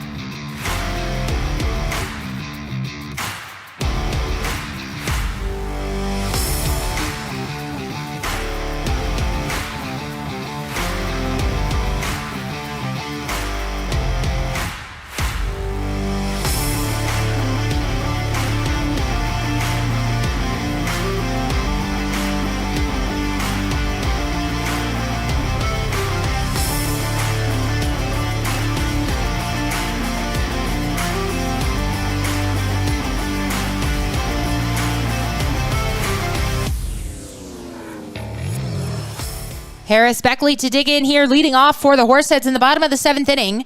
Pioneers lead this one 14-2. It'll be Beckley, Callahan, and Lopez due up for the Horseheads.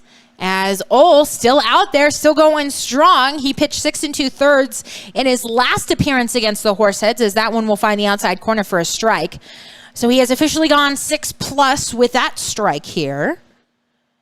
As Beckley is 0 for 3 on the evening with a strikeout looking a fly out, and he's also reached on the fielder's choice.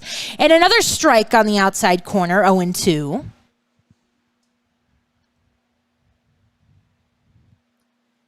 The bugs were out. Oh my gosh, Sunday it was brutal. The mosquitoes. All the interns, we are hurting, as that one is sent out into right field, and it'll get down for a base hit. So Harris Beckley will collect his first hit of the evening. But it's not too bad tonight, as the throw in once again.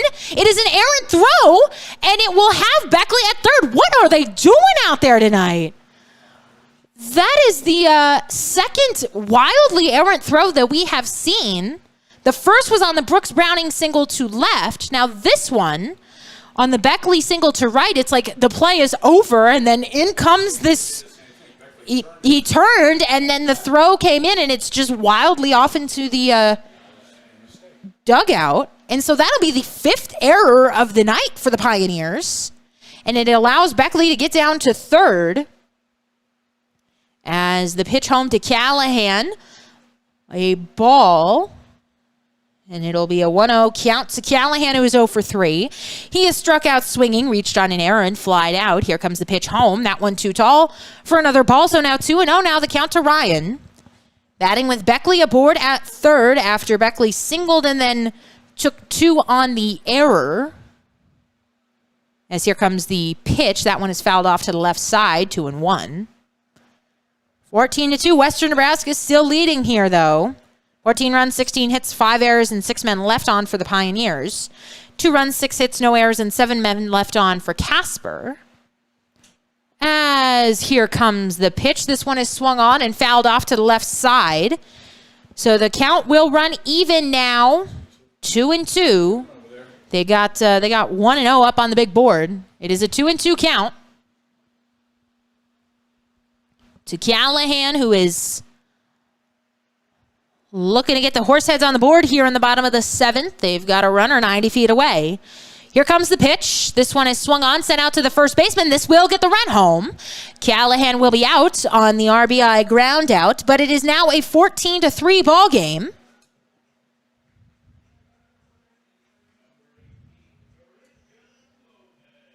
Harris Beckley will score the run, and it will send up Christian Lopez with nobody aboard. 1 out here in the bottom of the 7th.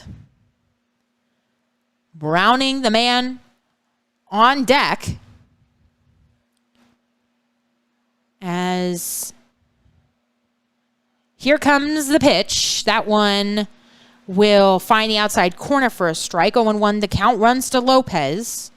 He comes into this game with the team lead in RBIs, and he has another one this evening, so he has added to that. As here comes the pitch. This one is swung on and fouled off. Count will run to 0-2 on Lopez. Out of Chula Vista, California, he has made a couple of sparkling defensive plays tonight down at third, hitting .347, just a couple of points behind Joe Schmidt, who has the team lead. Schmidt hitting .349, Lopez .347.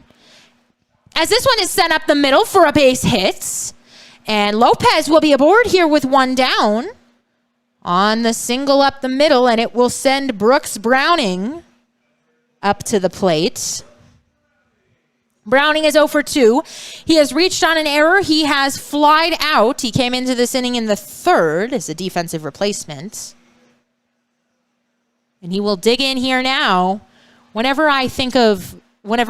there are, defensive replacements or somebody gets pulled, I always think of Reggie Jackson getting pulled out of that game by Billy Martin and him charging down the stairs into the Yankee bullpen as swung on and missed, or the Yankee dugout, excuse me. 0-1 the count.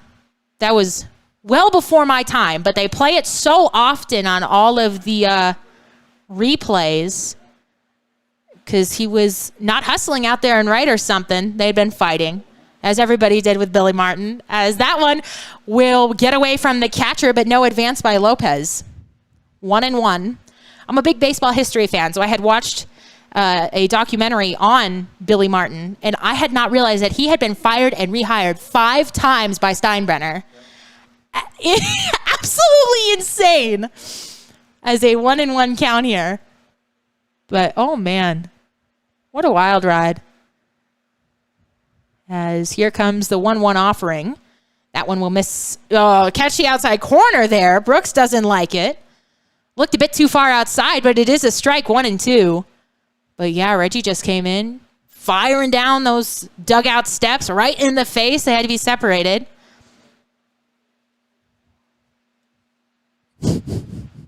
My dad's a big Yankee fan, so he's shocked that I'm telling this story, as that one bounces in front of the plate and it gets away from the catcher once again, but no advance by Lopez. It'll be a 2-2 count. And I'm a big Red Sox fan, so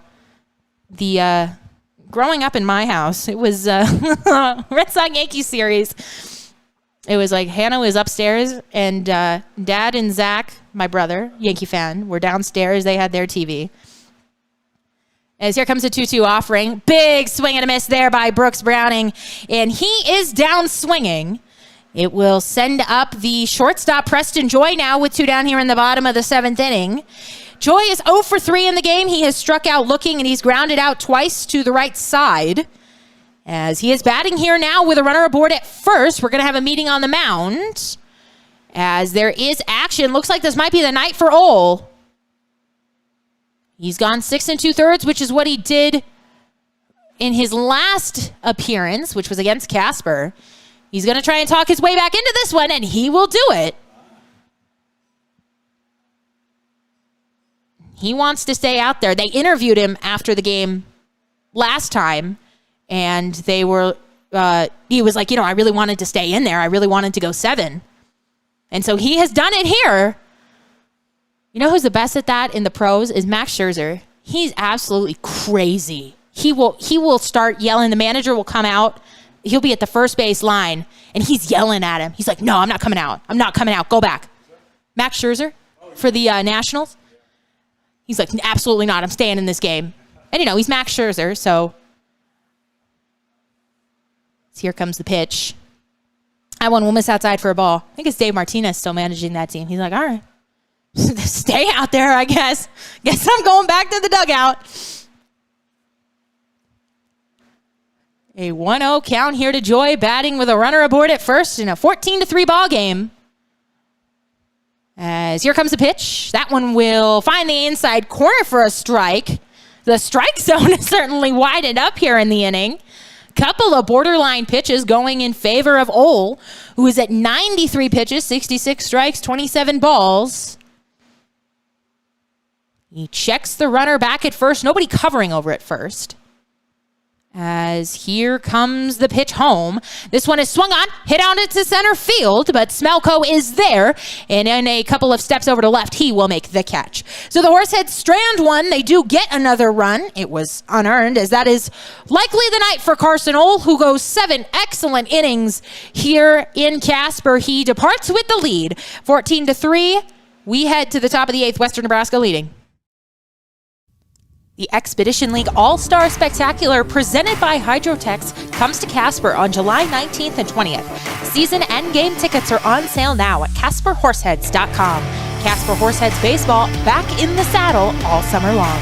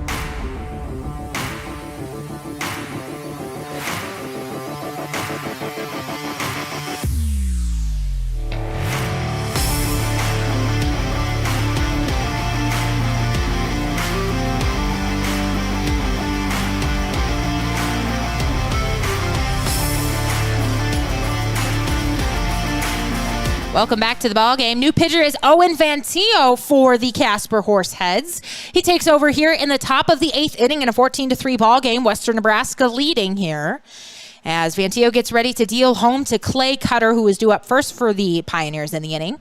And he will deal a strike home. We've got some defensive substitutions here. Once we get them all sorted out, we will let you know what they are, as it will be a 0-1 offering home. This one is slashed fouled on the right field line. It is Callahan to third, Jake Baker in at first, and Garato over to second, as Clay Cutter now staring down the barrel of an 0-2 count. He is 2 for 4 with a single, a fly out, and another single. As Vantillo looking to make quick work of him. Here comes the pitch. It is way too tall. Had Cutter flinching out of the way. Let's see if point streak is back up yet so we can get you some stats on Vantillo. As it is a 1-2 offering to Cutter. 6, 7, 8 due here for the Pioneers. Cutter, Marroquin, and Ponder.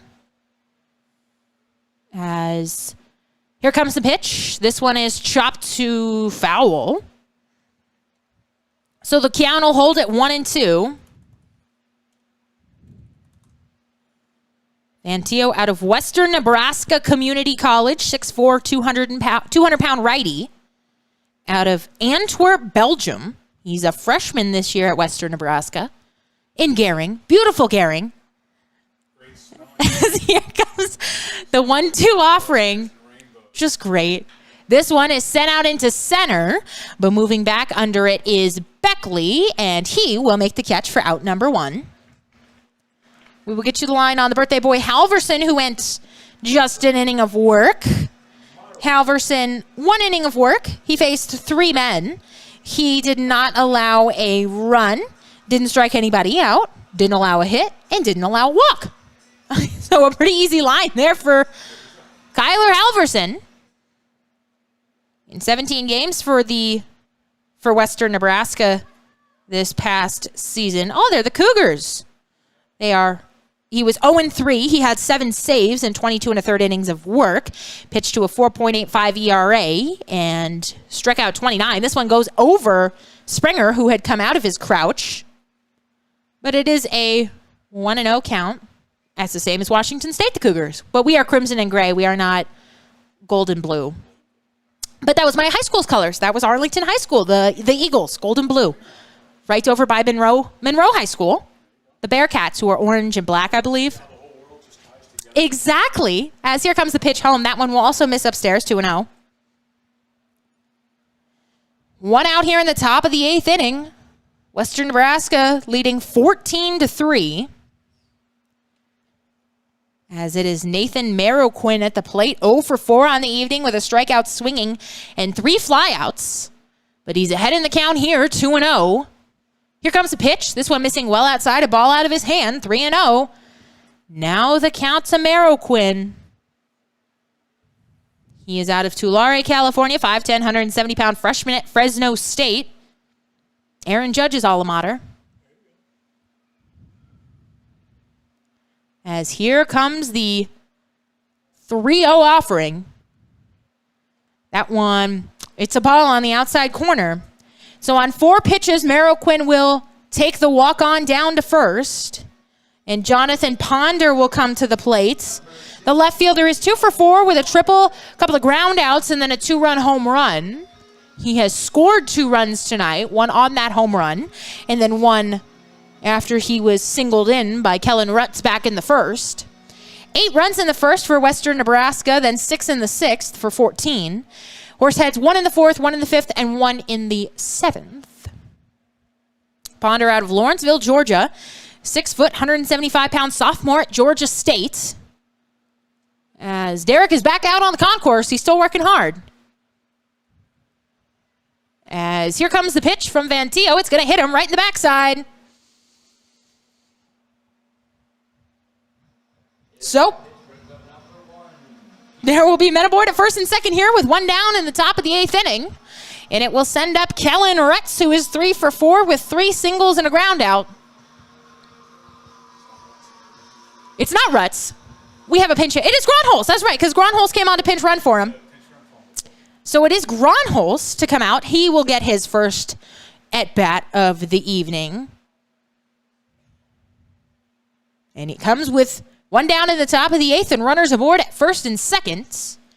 As here comes a pitch from Vantio. This one is shot up the middle and over the head of the leaping Garato for a base hit. They will send the runner. Here comes the throw. It will come into second. So it is an RBI single by Kip Gronholz. First pitch swinging. It scores Nathan Marroquin. It moves Ponder up to second. Just a line shot up the middle there. And so now there are runners at first and second for Eric Smelko, the leadoff man, who is 3 for 4. He has walked, homered, singled, flied out, and tripled. So he needs a double for the cycle. So here we go. We are on cycle watch here in a 15-3 ball game. So we will see here as that one will catch the outside corner for a strike 0-1. Wonder if Zach knows. I'm sure Zach knows. Vantio, 12 pitches, 6 strikes, 6 balls here. As Smelko is waiting on the 0-1 offering from Vantio, checks the runner back, and now deals home. That one will miss low for a ball, 1-1. The last cycle I think I saw was 2018. Brock Holt for the Red Sox in extra innings. No, it was not extra innings. It was an 18. Red Sox had an 18-5 lead over the Yankees in the DS series that year. And off of a position player, he hit for the cycle. As here comes the pitch. This one is swung on and hit out to left. It is fading foul, and it will drop in foul. So 1-2 the count. My dad's going to be mad I'm bringing that up again, but I think Brock Holt hit for the cycle twice in his career as a Red Sox.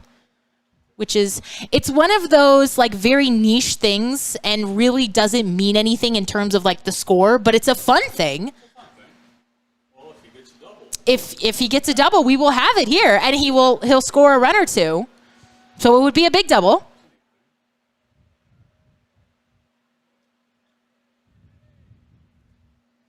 As Vantio looking in, 1-2 the count to Smelko. As here comes the pitch. This one is swung on and missed.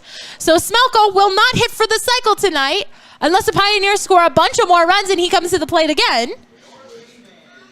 And so a strikeout swinging has Smelko down here.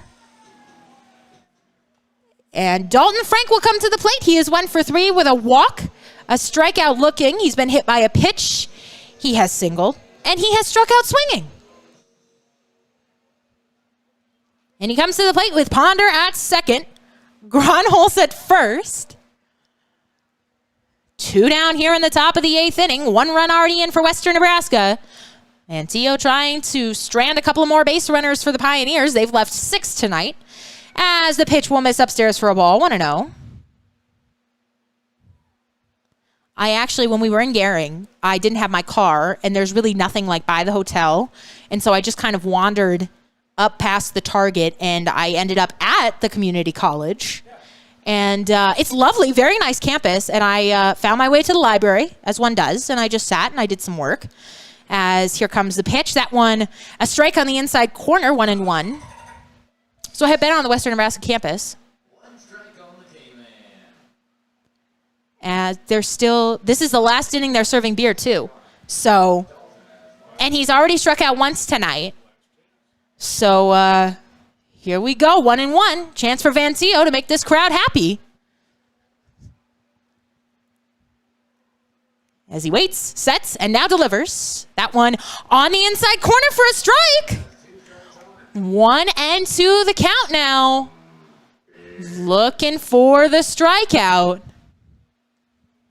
It would strand 2 runners. You've got him aboard at first and second with 2 down here in the top of the 8th. Vantio gets ready. Frank is in the box. He's ready for the pitch. Vantio comes set now. And he deals home. Here it comes. Swung on and hit out to left. This ball is going to drop in front of Browning. 1 run will come in to score. That is all they will send. But Frank does not strike out, so the folks here have to pay full price for their beer for the next out. And it gives Western Nebraska their 16th run of the evening. on the RBI single by Frank.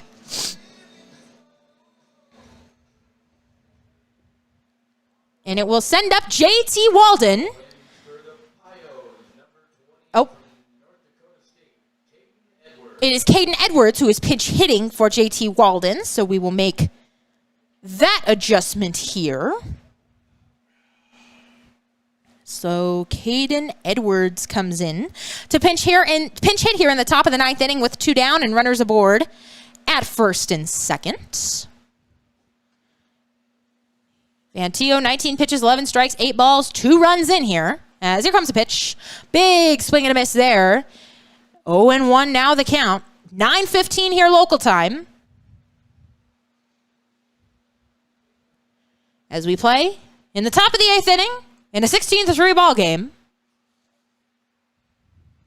When you hear, I'm here. My iced coffee is finally kicking in in the top of the 8th inning.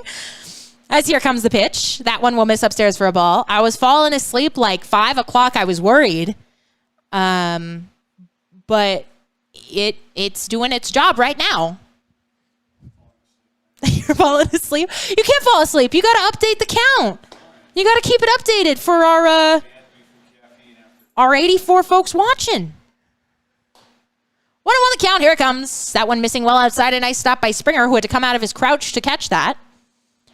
Looking ahead, we've got 2 more games against the Pioneers here. Certainly hoping for a better outcome in those 2 games. As exactly wear the bats out today. And the Horseheads will come back better than before tomorrow. As here comes the pitch from Vantillo.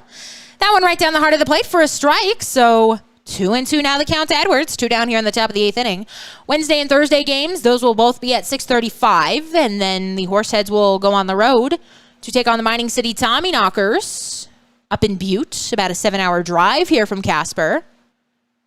It'll be the reverse of the one I made down from Washington, because it's exactly how you come down and into Casper from Washington. 90 all the way. A big swing and a miss there has Caden Edwards down on strikes, and it will retire the Pioneers here in the top of the 8th inning. They score 2 more. They lead this one 16-3 as we head to the bottom of the 8th. Looking to stay connected with your hometown baseball team?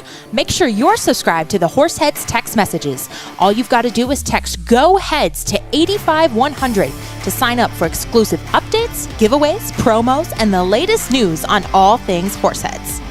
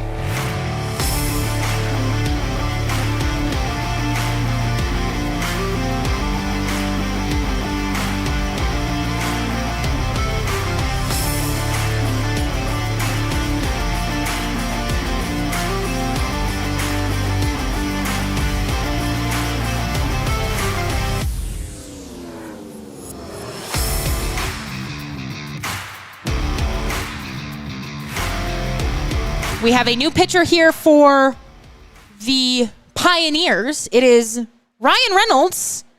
We thought at first it was another guy with a completely unpronounceable last name, so I am very thankful that it is Ryan Reynolds. And a strike is dealt home to Andrew Haight, who is 1 for 3 with a fly out, a ground out, and a single in the ball game. We will get you the line on Carson Ohl.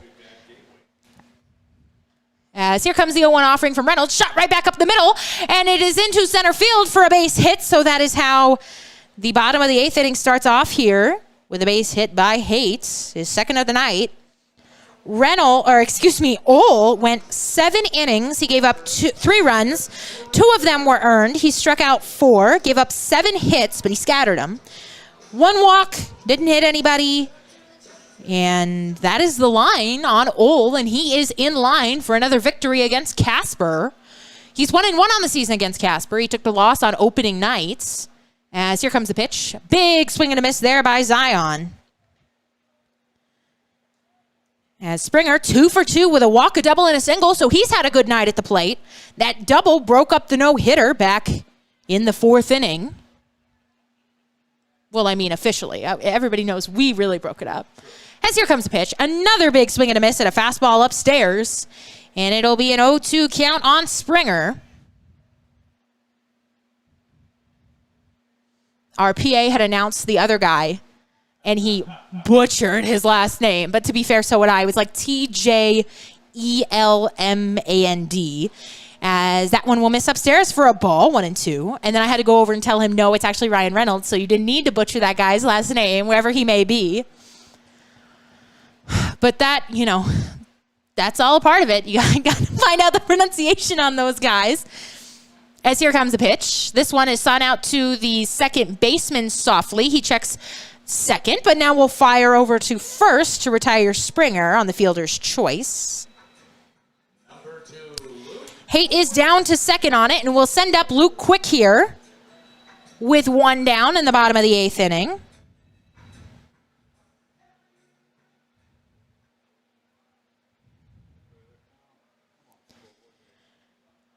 Reynolds will dig in, to come set now and deal home to Luke Quick, who is digging in. 0 for 3 with a ground out and a couple of flyouts in the game.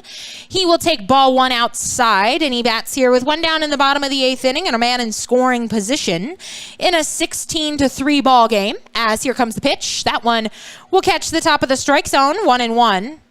Though with my last name, I'm used to people butchering it, so I've heard it all. Martin, Martian, Martian. Martian's my favorite. As here comes the pitch, a breaking ball that is a strike on the outside corner. And it will be 1-2 the count. Want to thank all 86 of you folks who are tuning in on the YouTube live stream and hanging in there in a 16-3 ball game. As here comes the pitch. That one is swung on and fouled back to the screen. 1-2 the count to Quick. Eric Garato is the man on deck. But first, Luke Quick, who is down 1-2 in the count with 1 down here in the bottom of the 8th inning. Haight at second. This one is skied out to left. Moving over is Cutter. And in deep foul territory, he will make the catch for out number 2. As Haight cannot move on the play, and it will send Eric Garato up to the plate. He is 0 for 1. Came in last inning to pinch hit for Ricky Teal.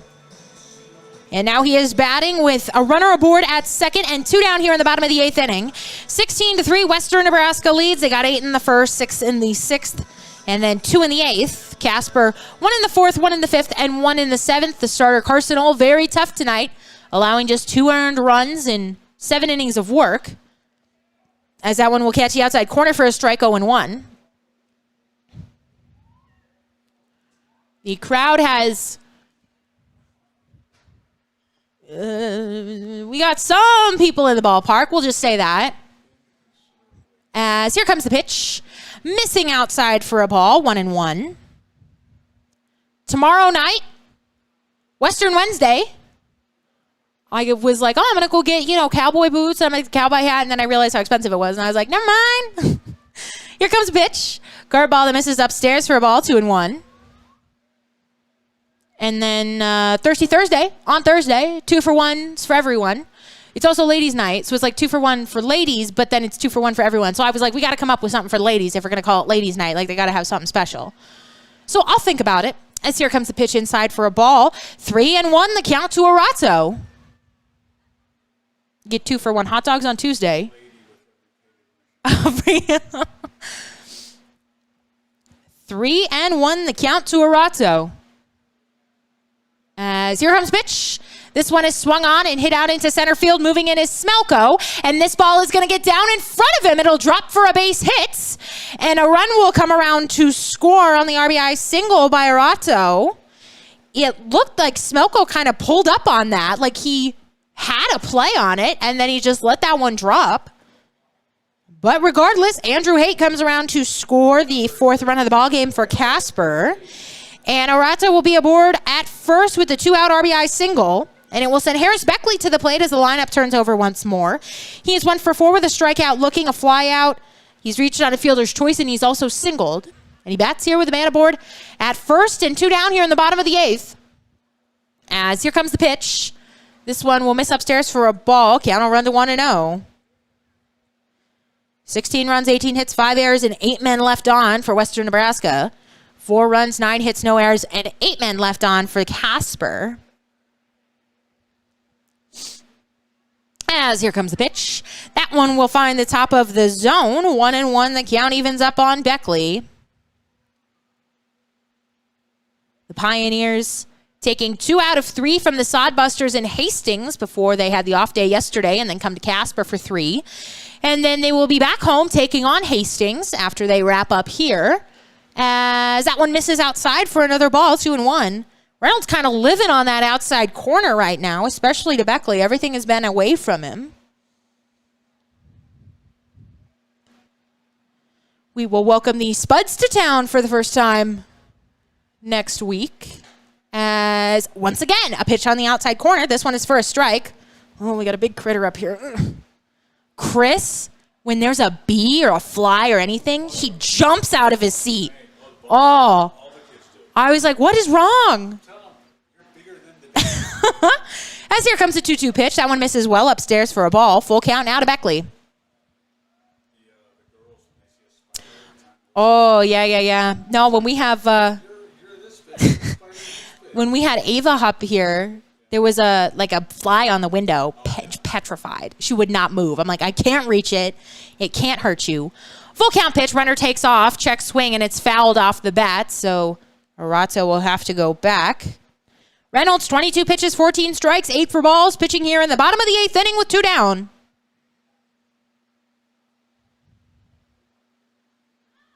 On a, let's see what the temperature is now. It is. I've got 85. So it's, it's chilly now in Casper. Clear skies. As here comes the full count pitch. Runner takes off once again. And it is strike 3 on the outside corner. Beckley had tossed his bat. He thought he had ball 4. But he is rung up looking at the plate for out number 3. We head to the top of the 9th. Western Nebraska leading 16-4. Don't miss a minute of Horseheads action this summer. Can't make it to the ballpark? We've made it easy for you to stay up to date with everything Casper Horseheads. All home games as well as select road games are streamed live on our YouTube channel and are also available to listen to on our Mixlr channel. Make sure you're also following the Horseheads social media accounts on Facebook, Twitter, and Instagram to catch everything you need to know about your hometown baseball team.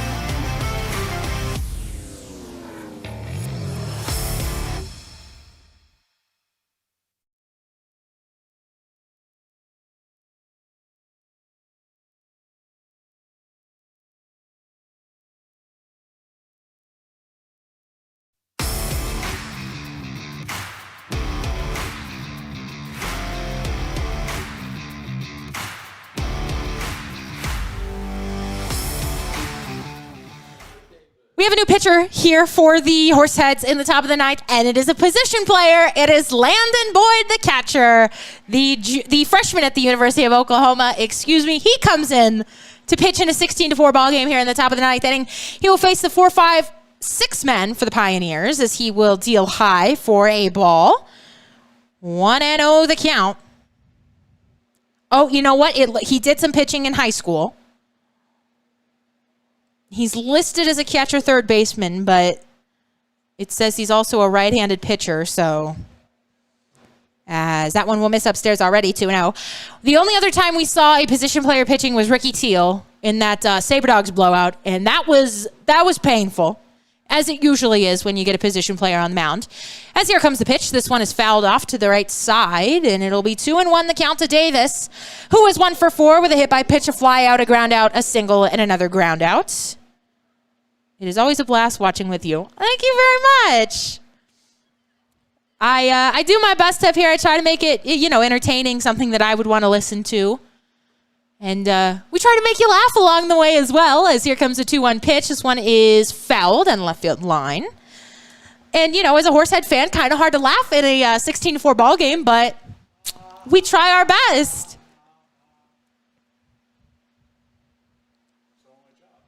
Yep, it is our only job to entertain the fans, absolutely. As Boyd gets ready to deliver the 2-2 pitch, Connor falling asleep at the scoreboard again. This one is shot out into left center field, and that ball will get down for a base hit. And so aboard with the 2-strike hit is Tyler Davis. And it will send Brian Webb up to the plate. Webb is 2 for 3 with a double, a walk, a single, a sac fly, and a ground out. Let's see. In order for Smelko to come up again, so he might come up with a position player pitching. 1, 2, 3, 4, 5 men would need to reach here. So it's not out of the realm of possibility. As Boyd checks the runner back at first, and here comes the pitch. This one is right down the heart of the plate for strike 1. Landon Boyd out of Parker, Colorado, 6 foot, 195-pound freshman at the University of Oklahoma. He attended Sandra Day O'Connor High School in Arizona, where he hit .292 in 23 games. He had a .432 on base percentage. They went pretty deep into the playoffs this past year, as that one will catch the top of the zone for strike 2. 0-2 now the count to Webb. Boyd hitting .174 on the season as a catcher. We have not seen him pitching yet this season. He has allowed a base hit, but he is ahead in the count, 0-2 against Webb. As here comes the pitch. This one missing well inside, and it's going to hit him. And I think it got a piece of Zion there, too. Man, the abuse that catchers go through on a nightly basis, it is unreal. Even when I was 8 and playing Little League, my knees couldn't take it. So I don't know how these guys do. Like, honestly, I could never catch. And they always told us at camp, they were like, the professionals need good hitting catchers. Like, they are always in need of guys who can hit and catch. And I told my mom, I was like, I cannot do it, because she was my, my ride to all the camps and stuff while Dad was working. And I was like, Mom, I can't catch. She was like, oh, okay. As this one is shot out to right, but it will fade foul. So I have massive respect for catchers. As Cutter will foul this one down the right field line. Cutter 2 for 5 with 2 singles and 3 flyouts. We have just hit the 3-hour mark on the dot, 9:35 here local time. Though my dad was always, when I wasn't at the camps, my dad was always my coach in Little League and T-ball. As here comes a pitch. That one shot through the right side for a base hit. They will hold the runner at third. And the bases are loaded with nobody down here in the top of the 9th inning. As that is are they in, have they hit 20 yet? Yeah, there it is. That is the 20th hit of the night for the Pioneers.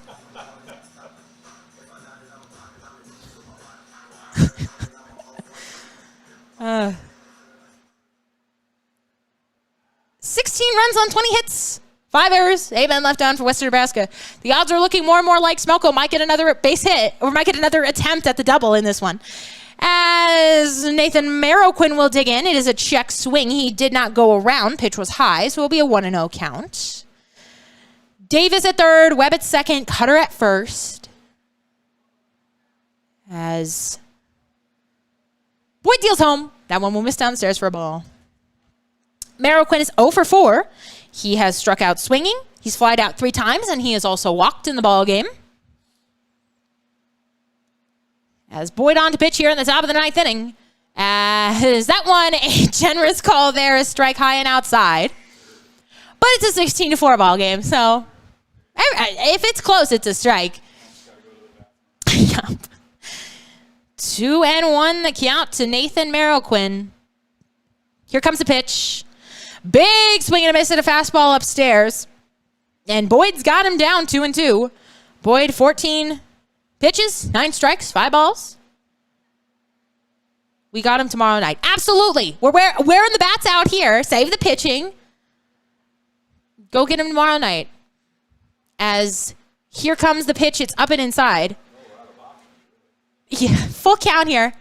Not to bring up the Red Sox again on the broadcast, but they play. Not to bring up the Red Sox, but which negates what you just said about not bringing up the Red Sox. But go ahead. They played the Blue Jays in a 4-game set this past weekend as strike 3 called at the bottom of the zone. Oh, that was a ball. But it is called a strike here. Marroquin had thrown his bat. He was undoing that elbow guard, but he will head back to the dugout with the first strikeout of the evening for Landon Boyd. And it will bring up Jonathan Ponder, the left fielder, with the bases loaded and 1 down here in the top of the 9th inning. So they split the series with the Blue Jays. It was a 4-game set, and they were outscored by 17 runs in the series because the Blue Jays, they beat them like 18-1 on Sunday. But it doesn't matter because you can win by as many runs as you want. It's 1 win. As that one will miss outside for a ball, and then the Red Sox beat them 2-1 last night. A 1-0 count to Ponder. So absolutely, let the Pioneers have their nice little blowout win, and we'll come back tomorrow, and it'll be a blank slate.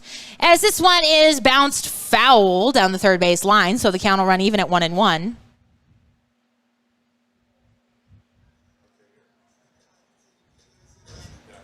Run differential. The Pittsburgh Pirates won the 1960 World Series despite being outscored by an astounding 55-27 margin. Exactly.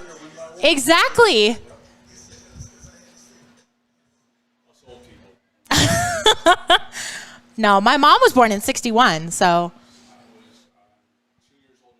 You're 2 years older than my mom? As here comes the 1-1 offering home. That one missing downstairs for a ball. 2-1 the count to Ponder.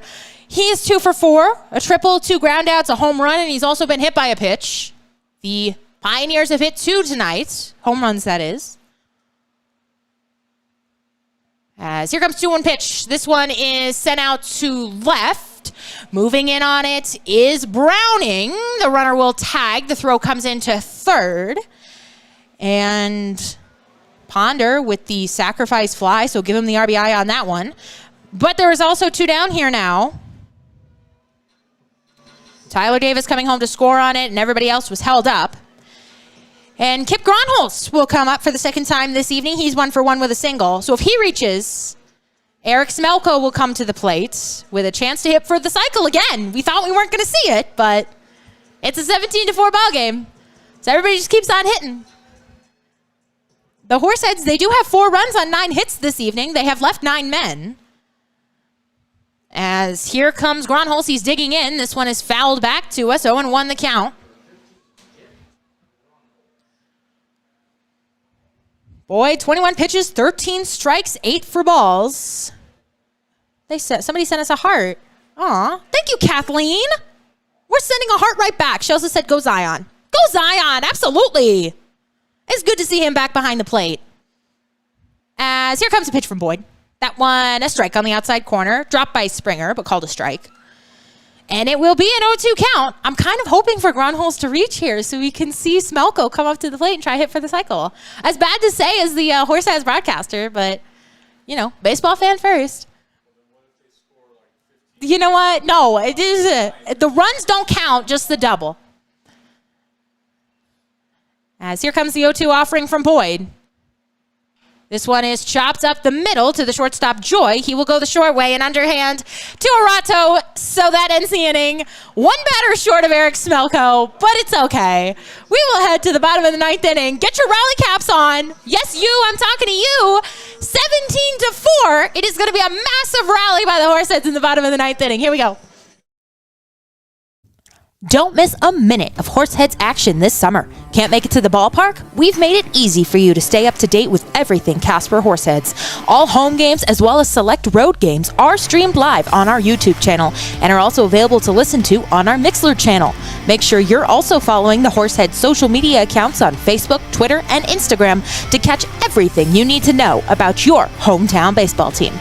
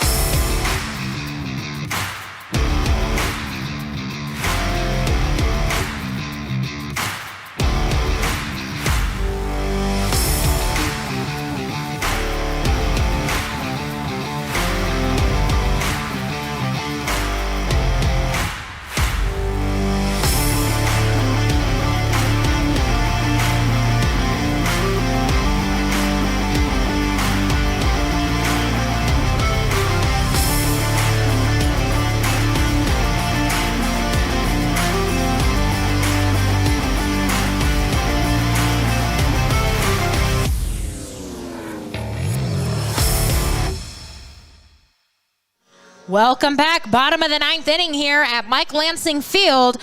Western Nebraska 17, Casper 4. New pitcher for the Pioneers, it is Derek Brown, the right-hander out of Monroe, Iowa.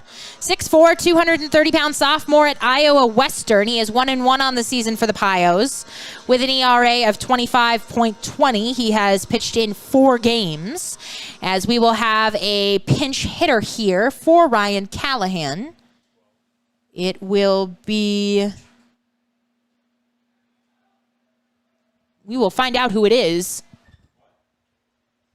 What? We are... Thank you for catching we are trying to... We're trying... They're like whispering something. Because, you know, they're trying not to interrupt the broadcast. As it is an 0-2 count to the man at the plate. We are trying to... narrow down for you. This one is swung on, hit to the third baseman, who backhands and fires across the mound. And they will get him by a step.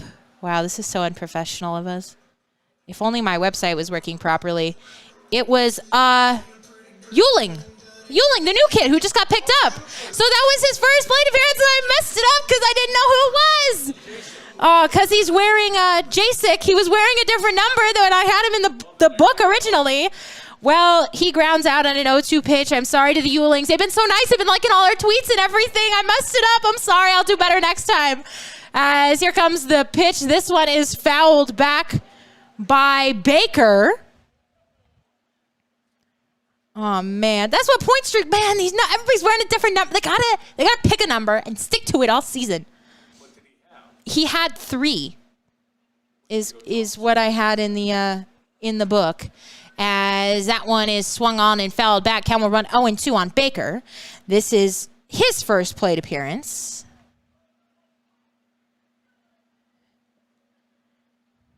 So we make some corrections here. So Baker is in the it's 1-1. Do I believe Connor? I think he fouled 2 off. As here comes the pitch. Big swing and a miss there. All right, Connor was right. It was a 1-1 count. So now it is 1-2.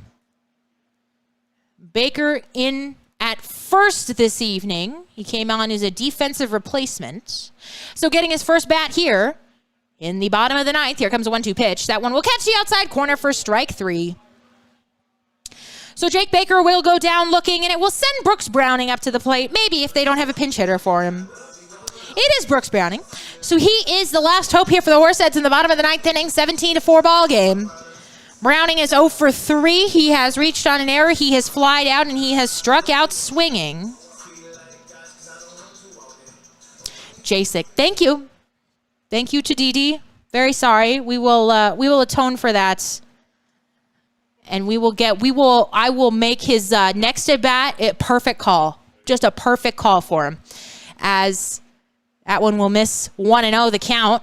Now here comes the next one from Brown, who is working quickly. He catches the outside corner, 1-1. Browning, the last hope for the Horseheads here in the bottom of the 9th inning. 17-4. We will play again tomorrow at 6:35. This one is fouled off.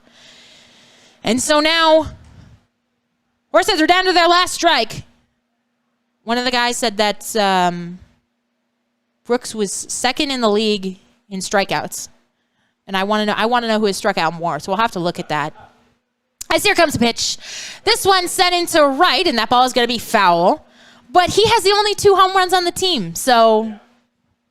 And he's got a bunch of doubles. Home runs, tied RBIs. Yep. So you get the strikeouts with the power. 1-2 the count to Browning. Here comes a pitch. That one too tall. It straightens him up. And it will be a 2-2 offering to him.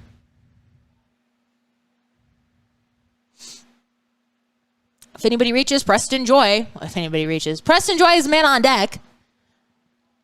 As here comes the 2-2 pitch. This one check swing. He did not go. And it was a ball outside, so a full count now to Browning. If he walks him, I think I'll scream. In a 17-4 ball game. I think I'll throw myself out the window. Okay, here I go. All right, I'm going out the window. Okay, bye. So Brooks Browning has walked in a 17-4 ball game with 2 down in the bottom of the 9th inning. Nothing drives me crazier than walking guys when you have a big lead. Like, there's absolutely no reason to not throw strikes. Preston Joy will come to the plate. I'm still here. I haven't thrown myself out the window yet. It's not a very big drop, so I'd probably just hurt myself. As here comes the pitch. It is a 1-0 count to Preston Joy, who is 0 for 4 on the evening. My dad says relax. He's like, please, calm down. Here comes the pitch. This one is fouled off to the right side. 1-1 the count to Joy, who is 0 for 4 with a strikeout looking, couple of ground outs and a fly out. Brown, 16 pitches, 10 strikes, 6 balls. He retired the first 2 men that he faced. And then he issued the 2-out walk to Browning. As here comes the 1-1 offering. This one is swung on, hit up the middle on a bounce to the second baseman, Rutz, who bobbles and now fires. And safe at first is Preston Joy. The 6th error of the night. Oh, Connor's already got it up on the big board. He's ready on that one. So the game continues. And Hank Dunn will pinch hit here. This is my dad's favorite player because he's from Montana. His walk-up song. He chose this. All the guys get to pick their walk-up songs. So an error on the second baseman. Rutz has Joy aboard.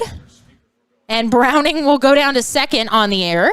And Hank Dunn will dig in. He sends this one to first on a couple of bounces. And Webb will tag the bag to retire Dunn and the Horseheads. They drop this one 17-4. I don't throw myself out the window. And I will be back here along with the teams tomorrow night for game 2 of the series, in which the Horseheads look to rebound. But you know what? They got all the energy out tonight. They scored their 17 runs. And now the Horseheads will come back and they will pitch tremendously tomorrow. Don't go anywhere. You come back for the post game as the Horseheads drop this one 17-4. The Horseheads are still actively looking for host families in the Casper, Wyoming, and surrounding areas to host a variety of players and interns for the 2021 season. Host families play an integral part of our organization by providing players and interns a place to call home for the summer. Benefits of becoming a host family include season tickets for your household to all Horseheads home games, 25% off most Horseheads merchandise and concessions, and team-signed memorabilia. If you're interested in becoming a host family, give us a call at 307-441-1334 or email hostfamily@casperhorseheads.com. Welcome back to Mike Lansing Field. Hannah Martin alongside you. The Western Nebraska Pioneers have taken game one of this three-game set, 17-4. They started off big, getting 8 runs off the starter, Samarco, who was unable to get out of the first. He went 2/3 of an inning. He will take the loss in this one. He gave up 8 runs. All of them were earned. We got a couple of relievers who pitched well until the top of the 6th inning when Kyle Fannin gave up 6 runs in the top of the 6th. They got 2 more in the 8th, 1 more in the 9th, for a total of 17 runs on 20 hits, 6 errors, and 10 men left aboard for Western Nebraska. Casper tried to battle back best they could. They got 1 in the 4th, the 5th, the 7th, and the 8th. 4 runs, 9 hits, no errors, and 11 men left on. But overall, the bad pitching and I don't want to say bad pitching, that's mean. The 17 runs that were allowed by the pitchers tonight, just too much for the offense to overcome this evening. Looking ahead to the game tomorrow, 6:35 first pitch. The Horseheads look to get back in the win column. They are on a 3-game losing streak, but look to snap that tomorrow as they face off against the Pioneers at home here. We will have full coverage on YouTube, Mixler, and of course, if you can make it out to Mike Lansing Field, it's Western Wednesday tomorrow, the first Western Wednesday of this season, so it should be a heckin' good time. A good country time, if you will. I'm sorry, I'm losing my mind. I got to get off the air. 17-4, Western Nebraska takes this one. Hannah Martin alongside you, signing off. We will see you tomorrow night at 6:35 Mountain West time. Have a great night, everybody.